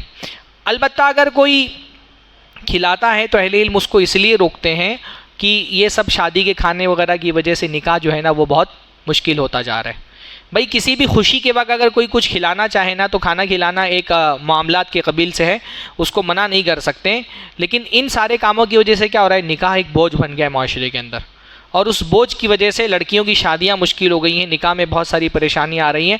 بلکہ لڑکیوں ہی کا مسئلہ نہیں ہے، لڑکے والوں کی طرف سے بھی ولی میں جو فضول خرچی ہو رہی ہے وہ بھی صحیح نہیں ہے کہ آدمی اپنا 2-2 3-3 4-4 سال سیونگ کر رہا ہے اور پوری سیونگ جو ہے نا وہ ولیمے میں لٹا دے رہا ہے۔ ولیمے میں بھی جو فضول خرچی ہو رہی ہے وہ صحیح نہیں ہے۔ تو اہل علم سد ذریعہ کے طور پر کوئی بھی کسی خوشی کے موقع پہ اگر کھانا کھلانا چاہے تو کھلا سکتا ہے۔ اگر کوئی باپ خوشی کے موقع پہ اپنی بیٹی کی شادی کے وقت کھانا کھلانا چاہ رہا ہے وہ کھلا سکتا ہے، لیکن پہلی بات تو نکاح کے موقع پر دولہے والوں کی طرف سے تقاضا کر کے کھانا کہ بھئی ہم اتنے باراتی لے کر کے آ رہے ہیں اور ان کے کھانے کا انتظام کریں، اگر تقاضا کر دیا تو وہ کھانا حرام ہو جائے گا، تقاضا کر دیا تو وہ اکل المال بالباطل کے حکم میں آ جائے گا۔ تقاضا نہیں کیا، سامنے والا اپنی خوشی سے کھلا رہا ہے، اپنی استطاعت کے مطابق کھلا رہا ہے، تو ہم یہ تو نہیں کہہ سکتے کہ یہ کھانا حرام ہے، لیکن یہ سب رسموں کی وجہ سے شادیاں معاشرے میں مشکل ہو رہی ہیں اور اس کی وجہ سے دوسرے مفاسد معاشرے کے اندر پیدا ہو رہے ہیں، تو ان مفاسد کے سد باب کے لیے لڑکی والوں کو کھانا نہیں کھلانا چاہیے۔ اور بعض مرتبہ یہ مشکل ہوتا ہے لڑکی والوں کو، ان کو دعوت دینی پڑتی ہے، تو ایسی شادیوں میں نہیں جانا چاہیے۔ میں نہیں کہہ رہا ہوں حرام ہے، پر لڑکیوں کی طرف سے کھانا نہیں کھانا چاہیے، پر وہ حرام نہیں ہے، کسی نے اگر بھیج دیا ہے کھا لیں آپ، گناہ نہیں ملے گا انشاءاللہ تعالیٰ، پر اس رواج کو ختم کرنے کی کوشش معاشرے کے اندر سے کرنی چاہیے۔ شادی کے وقت پھولوں کا ہار پہننا، بھائی میں اس بارے میں نا تھوڑا سا اطمینان نہیں ہے مجھے، کہیں نہ کہیں مجھے یہ لگتا ہے کہ شادی کے وقت پھولوں کا ہار پہننا یہ مشرکوں سے مشابہت ہے، تو اس سے بچنے سے، لیکن میں ایک دم اطمینان سے نہیں بول سکتا، لیکن مجھے محسوس ہوتا ہے کہ یہ ہمارے یہاں پہ شادیوں کا ہار پہننا یہ مسلمانوں کا طریقہ نہیں، پھولوں کے ہار پہننا یہ مشرکوں سے مسلمانوں میں آیا ہے۔ یہ کافرانہ جو ہندو معاشرے کے اندر جو رسم و رواج ہوتے ہیں اس میں پھول پہنائے جاتے ہیں، ورمالائیں ڈالی جاتی ہیں، وہ وہاں سے مسلمانوں کے اندر آیا ہے۔ تو مجھ کو، میں اور کسی عالم سے بھی آپ فتویٰ پوچھ لیں، مجھے اس بارے میں یہ شبہہ ہے کہ یہ مشرکین سے مشابہت ہے، تو اس سے بچنا چاہیے۔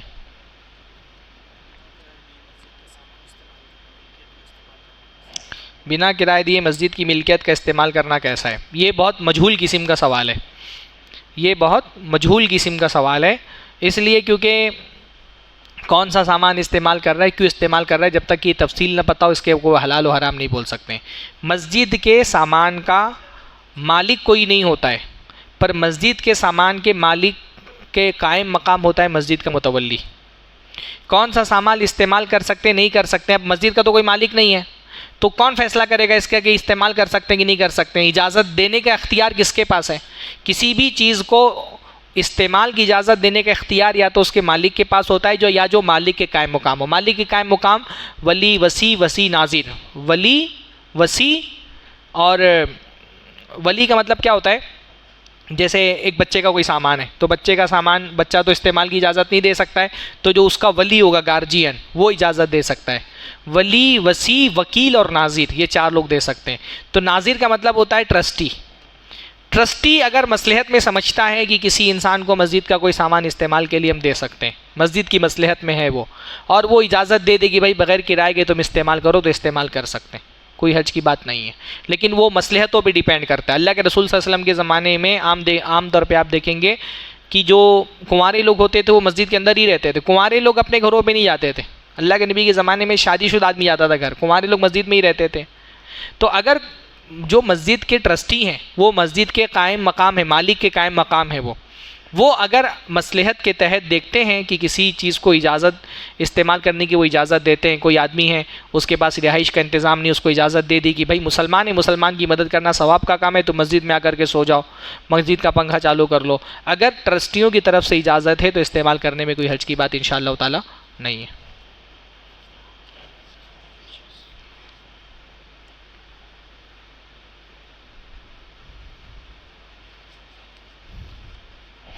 کوئی شخص اگر تکلیف دے رہا ہے تو کیا اس کے بدلے اتنا ہی تکلیف دینا درست ہوگا؟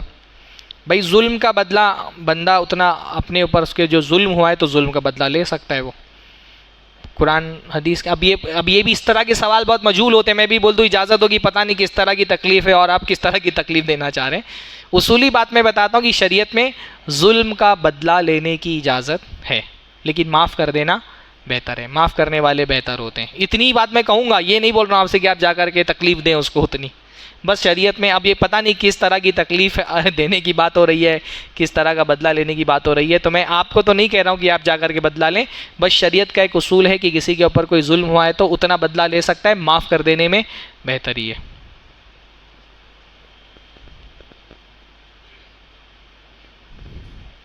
زیرہ ہاتھ کے کس حصے کو کہتے ہیں؟ اس حصے کو زیرہ کہا جاتا ہے۔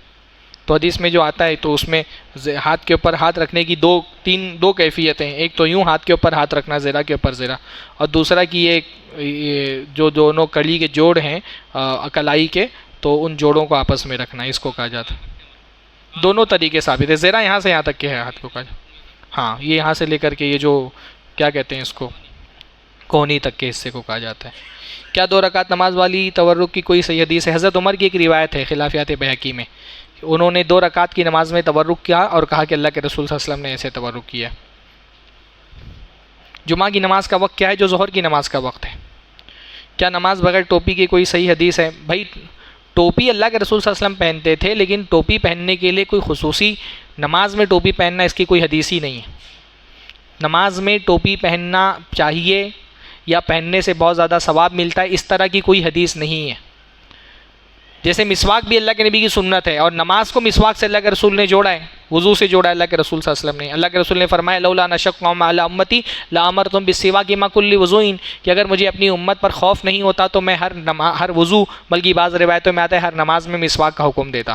تو مسواک کے لیے رسول اللہ کی حدیث موجود ہے، ٹوپی کے لیے نہیں موجود ہے۔ تو جو پابندی کرنے کے لیے کہہ رہا ہے کہ نہیں نماز ٹوپی پہن کر کی پڑھنا ہے، دلیل تو اس کو دینی پڑے گی نا، ہم تھوڑی دلیل دیں گے کہ بتاؤ بغیر ٹوپی کے لیے، جو کہہ رہا ہے ٹوپی پہننا ہے وہ دلیل دے۔ ہم یہ کہتے ہیں کہ جتنا نماز میں، بلکہ اس کے برخلاف بعض صحابہ سے ملتا ہے کہ انہوں نے ٹوپی اتار کر کے نماز پڑھی ہے، کھلے سر نماز پڑھی ہے۔ تو بہرحال جو کہتا ہے نہیں پڑھنا چاہیے ٹوپی اتار کر کے، وہ جو ہے اس کو دلیل دینی پڑے گی، ہمارے ذمے نہیں ہے دلیل۔ یہ بھی سوالات ہے۔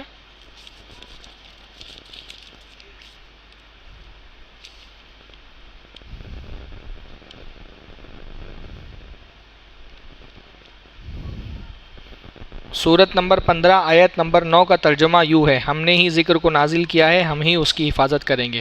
تو ذکر سے مراد قرآن ہی کیوں کرتے ہیں؟ کیا ذکر سے مراد تورات انجیل نہیں ہے؟ نہیں، تورات انجیل کے بارے میں تو اللہ تعالیٰ نے خود بتایا نا کہ وہ تحریف شدہ ہیں، کہ جو یہود و نصارہ تھے انہوں نے اپنی کتابوں میں تحریف کر دی۔ تو جن کتابوں کے بارے میں خود اللہ بتا رہا ہے کہ اس میں تحریف کر دی اہل کتاب نے، ان کی حفاظت کی بات اللہ تعالیٰ کیوں کرے گا؟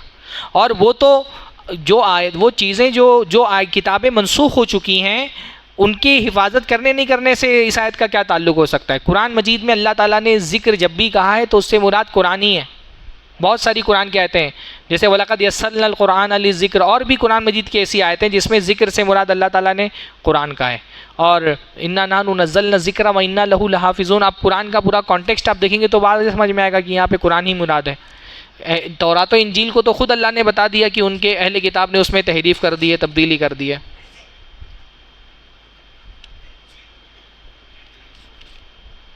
قرآن مجید میں جب لفظ تورات آتا ہے تو ترجمہ تورات ہی کیوں کرتے ہیں؟ کیا تورات کے معنی نہیں ہوتے؟ اگر ہوتے ہیں تو کیوں؟ بھائی ایک اصول ہے عربی کا، الاسماء والالقاب لا یترجم، ناموں کا اور لقبوں کا ترجمہ نہیں کیا جاتا۔ تورات ایک خاص کتاب کا نام ہے، تو جب نام آ گیا کسی چیز کا تو اس کا ترجمہ نہیں کیا جاتا، ورنہ آپ بولیں گے ابراہیم کا ترجمہ ہمیشہ ابراہیم ہی کیوں کرتے ہیں، نام کیوں نہیں؟ موسیٰ کو ہمیشہ موسیٰ کیوں بولتے ہیں، عیسیٰ کو ہمیشہ عیسیٰ کیوں بولتے ہیں، اس کا ترجمہ کیوں نہیں کرتے؟ بھائی جب ناموں کا ترجمہ نہیں ہوتا ہے، ہاں، تورات ایک کتاب کا نام ہے اور ناموں کا ترجمہ نہیں کیا جاتا۔ جیسے میرا نام سرفراز فیضی ہے، ابھی شیخ نے مجھے بلایا، اب پوسٹر پہ آپ لکھ دیں سر کا مطلب ہوتا ہے سرفراز مطلب بلند، تو آپ کیا پوسٹر میں لکھیں گے سر بلند فیضی آ رہے ہیں؟ اور اگر آپ لکھ دیں گے پوسٹر پہ سر بلند فیضی آ رہے تو کسی سمجھ میں آئے گا کہ یہ کون سے دوسرے عالم ہے سر بلند فیضی؟ تو نام سرفراز ہے تو اس کا ترجمہ سرفراز ہی رکھا جائے گا، نام تھوڑی ترجمہ کیا جاتا ہے۔ قرآن مجید میں جو بھی نام آئے، شہروں کے نام آئے، مکہ کا نام آئے تو مکہ کا ترجمہ ہوتا ہے، مدینہ کا نام آئے تو مدینہ کا ترجمہ ہوتا ہے، ہاں، جو جگہوں کے علاوہ جو شخصیتوں کے نام آئے ان کا بھی ترجمہ نہیں ہوتا ہے۔ جب کسی چیز کا نام ایک طے کر دیا جاتا ہے تو ناموں کا ترجمہ نہیں کیا جاتا ہے۔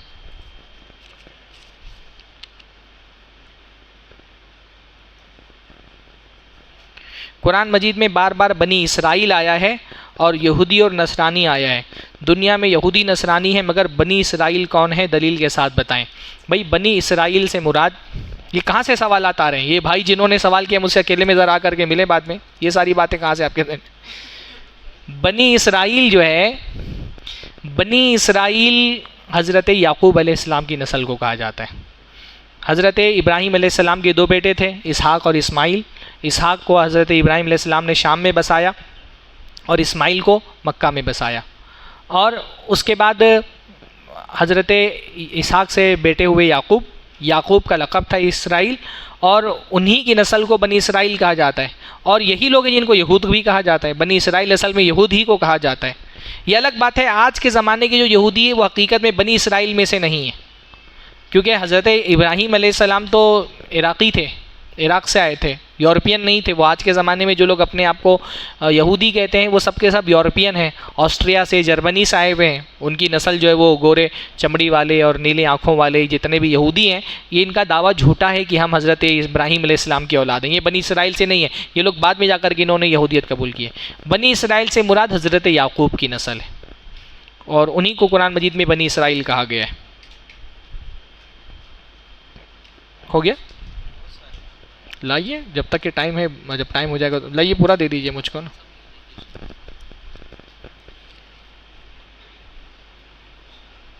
ایران کے بارے میں مختصر بتا دے، بہت سارے لوگ جنگ میں ایران کی طرف سے اسٹیٹس لگا رہے ہیں۔ بھائی اسٹیٹس ہی کیوں لگا رہے ہیں؟ جا کر کے لڑو اگر حق و باطل کی لڑائی ہے۔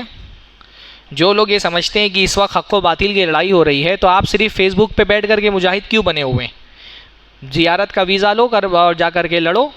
ایران کی طرف سے حق و باطل کی لڑائی ہو رہی ہے اور آپ فیس بک پہ بیٹھ کر کے صرف جہاد کا فریضہ انجام دے رہے ہیں، اسٹیٹس لگا رہے ہیں۔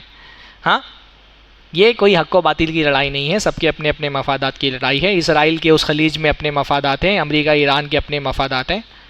کل تک کے جب ان کے مفادات ایک تھے تو یہ ساتھ میں تھے۔ ایران کے مفادات جب امریکہ کے مفادات کے موافق ہوتے ہیں تو وہ امریکہ کے ساتھ ہو جاتا ہے، اسرائیل کے ساتھ ہو جاتا ہے۔ جب عراق ایران کی جنگ ہو رہی تھی تو اسرائیل ہتھیار فراہم کر رہا تھا۔ جب امریکہ نے عراق پر حملہ کیا ہے تو باقاعدہ آپ دیکھیں سیستانی وغیرہ کے کتنے مقتدیٰ صدر کا کل میں نے ویڈیو دیکھا اس زمانے کا، اس نے باقاعدہ فتویٰ دیا کہ امریکیوں کے خلاف جہاد حرام ہے صدام کی حمایت میں۔ انہوں نے تو پورا امریکہ کا تعاون کیا ہے عراق میں، افغانستان میں پورا امریکہ کا تعاون کیا ہے۔ مہدی نژاد کا بیان موجود ہے کہ اگر ہمارا تعاون نہیں ہوتا تو نہ امریکہ عراق میں کامیاب ہو سکتا تھا نہ افغانستان میں کامیاب ہو سکتا تھا۔ میں نے اپنی اسٹریم میں باقاعدہ وہ ویڈیو چلا کر کے دکھایا ہے۔ تو کل تک جہاں جہاں ان کے مفادات ایک تھے یہ سب ایک ساتھ کھڑے ہوئے تھے، آج ان کے مفادات ٹکرا رہے۔ اسرائیل کو اپنا گریٹر اسرائیل کا خواب پورا کرنا ہے، خمینی نے جو انقلاب لایا تھا اس کو ایک گریٹر ایران بنانا ہے، ان کا مقصد پورے عرب کو کنٹرول کرنا ہے، اپنے طور پر یہ کوششیں کرتے رہیں۔ آج ان کے مفادات ٹکرا رہے تو ایک دوسرے کے دشمن ہو گئے، دونوں ظالم ہیں، آپس میں لڑ رہے ہیں۔ یہ لڑیں مرے، ہم کو اس سے کیا لینا دینا ہے؟ نہ ہم ایران کی حمایت کرتے ہیں نہ اسرائیل کی حمایت کرتے ہیں۔ اس جنگ میں ہم کسی کی بھی حمایت نہیں کرتے. دونوں ظالم ہیں, دونوں کے ہاتھوں پہ مسلمانوں کا خون ہے. اسرائیل نے اگر فلسطینیوں کا, ان کے ہاتھوں پر فلسطینیوں کا خون اس کے ہاتھ پر ہے, تو ایران نے 12 لاکھ مسلمانوں کو قتل کیا ہے شام میں. 12 لاکھ مسلمان صرف شام میں قتل کیے ہیں. عراق میں آپ اٹھا کر کے تاریخ پڑھیں, جب امریکہ داخل ہوا ہے, شیعوں کے باقاعدہ ڈیتھ اسکواڈ تھے, ان کے قتل کرنے والے گروہ تھے جنہوں نے عراق میں چن چن کر کے, یہاں تک کہ عراقی سنیوں کو اپنا نام تبدیل کرنا پڑا کہ تاکہ ان اپنی جان بچا سکیں. تو بھائی ہر مرحلے میں تو یہ ایران مسلمانوں کے خلاف کھڑا رہا ہے. ابھی کل رات میں چیچنیا اور رشیا کی جو لڑائی ہوئی, اس میں دیکھ رہا تھا کہ پورے چیچن اور چیچنیا کا رشیا کے ساتھ جو اختلاف تھا, اس میں پورے اس کانفلکٹ میں ہمیشہ ایران یہ روس کی حمایت میں رہا ہے. اس کی ایک وجہ یہ تھی کہ امریکہ کے مقابلے میں اس کو روس سے مدد چاہیے تھی. دوسری وجہ یہ تھی کہ چیچنیا میں لڑنے والے سنی سلفی لوگ تھے, حتیٰ کہ عرب مجاہدین چیچنیا میں جا کر کے لڑے ہیں چیچن مسلمانوں کے تعاون کے لیے. یہ عربوں کو گالیاں دیتے ہیں. تو بھائی یہ سب مفادات کی جنگ ہے, نہ یہ حق و باطل کی جنگ ہے, نہ یہ جنگ فلسطین کے لیے ہو رہی ہے.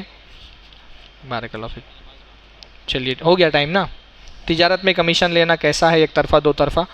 اجرت ہے, لے سکتے ہیں انشاءاللہ تعالیٰ. علم کا نام سے کیا مراد ہے؟ حدیث نزدیک سے کیا حیثیت ہے؟ چپ لمبا وجود ہے.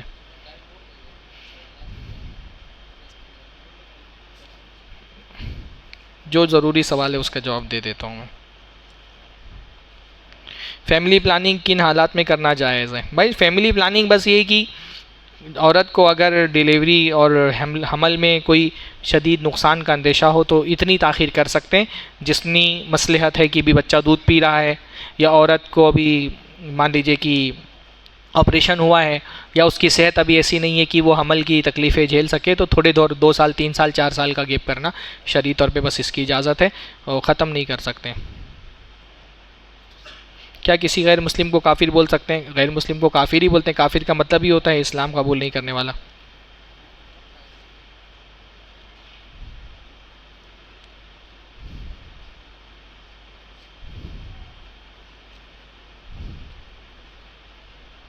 اگر کوئی مفتی فتویٰ دے اور اس فتوے پہ اپنا دل مطمئن نہ ہو تو کیا اس فتوے کو ماننا چاہیے نہیں ماننا چاہیے؟ بھائی دل کے مطمئن ہونا کوئی شرط نہیں ہے. فتوے کو ماننے نہ ماننے کا تعلق دلیل سے ہے. اگر دلیل سے بات کی ہے تو مانے, اور دلیل کے خلاف بات کی ہے تو نہ مانے. اگر کوئی عالم ایران کے حق میں دعا کرے اور لوگ اس پر آمین بولے تو کیا وہ دعا قبول ہوگی؟ تو امریکہ کے حق میں کرے اور دعا قبول ہوگی کہ نہیں قبول ہوگی؟ یہ کون سی بات ہوتی ہے بھائی؟ بینک سے حاصل ہونے والا سود کسی یتیم, بیوہ یا کسی اچھے کام میں لگا سکتے ہیں کہ نہیں لگا سکتے؟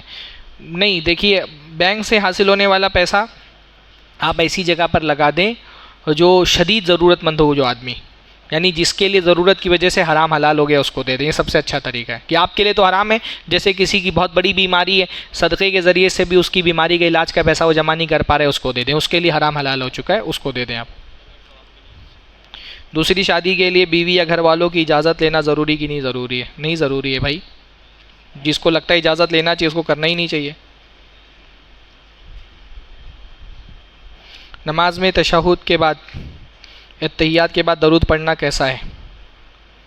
تشہد میں, دونوں تشہد میں اتحیات کے بعد درود اللہ کے نبی سے ثابت ہے. شیخ البانی نے صفت و صلاۃ النبی میں حدیث ذکر کی ہے.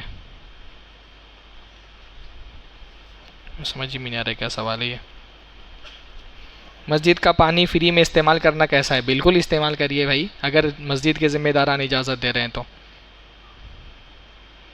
نماز میں اگر امام نے سورہ آگے پیچھے کر دی ہے تو سجدہ سہو ہوگا کہ نہیں ہوگا؟ نہیں, ضروری نہیں ہے سورہ ایک ترتیب میں پڑھنا. اللہ کے رسول صلی اللہ علیہ وسلم نے نماز پڑھی, پہلے سورہ بقرہ پڑھی, پھر سورہ نساء پڑھی, پھر سورہ آل عمران پڑھی.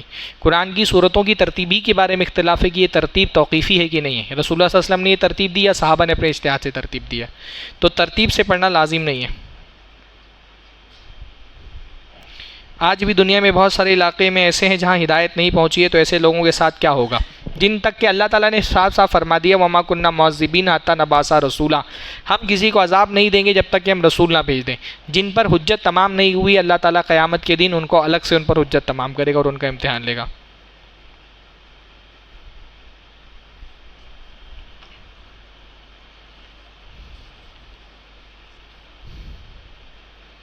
شیخ بیوی حنفی ہو صحیح دعوت دیتے وقت کس بات پر دھیان جائے تاکہ وہ حق کو مان لے؟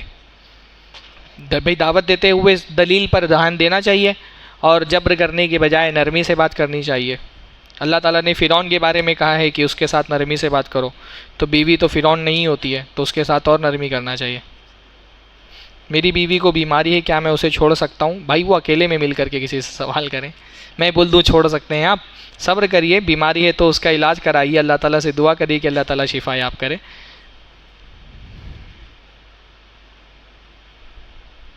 مسلسل بنا ٹوپی یا امامہ کی نماز پڑھنا کیسا ہے؟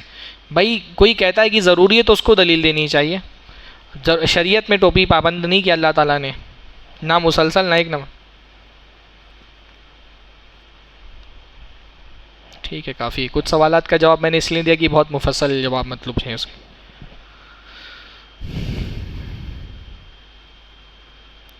کیا یہ با جماعت سے کیا مراد ہے؟ کیا اگر کوئی رکعت چھوٹ جائے بھی تو بھی جماعت شمار ہوگا؟ جس نے عشاء با اقامت پڑھا اس نے آدھی رات کا قیام کیا، اور جس نے فجر کی با جماعت پڑھا اس نے پڑھا۔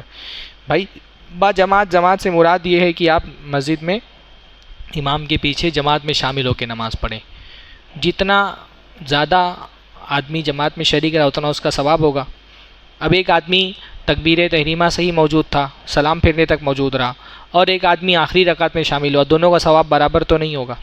لیکن ایک آدمی آخری رکعت میں بھی نہیں پہنچا اور اکیلے آ کر کے نماز پڑھی، تو ظاہر سی بات ہے اس کی بنسبت وہ آدمی جو جماعت میں پہنچ گیا اس کو جماعت کا ثواب ملے گا انشاءاللہ تعالیٰ، پر ویسا تو نہیں ملے گا جو پہلی رکعت سے جو آدمی پڑھ رہا تھا اس کو ملا ہے۔ بارک اللہ فیکم، جزاکم اللہ خیرا۔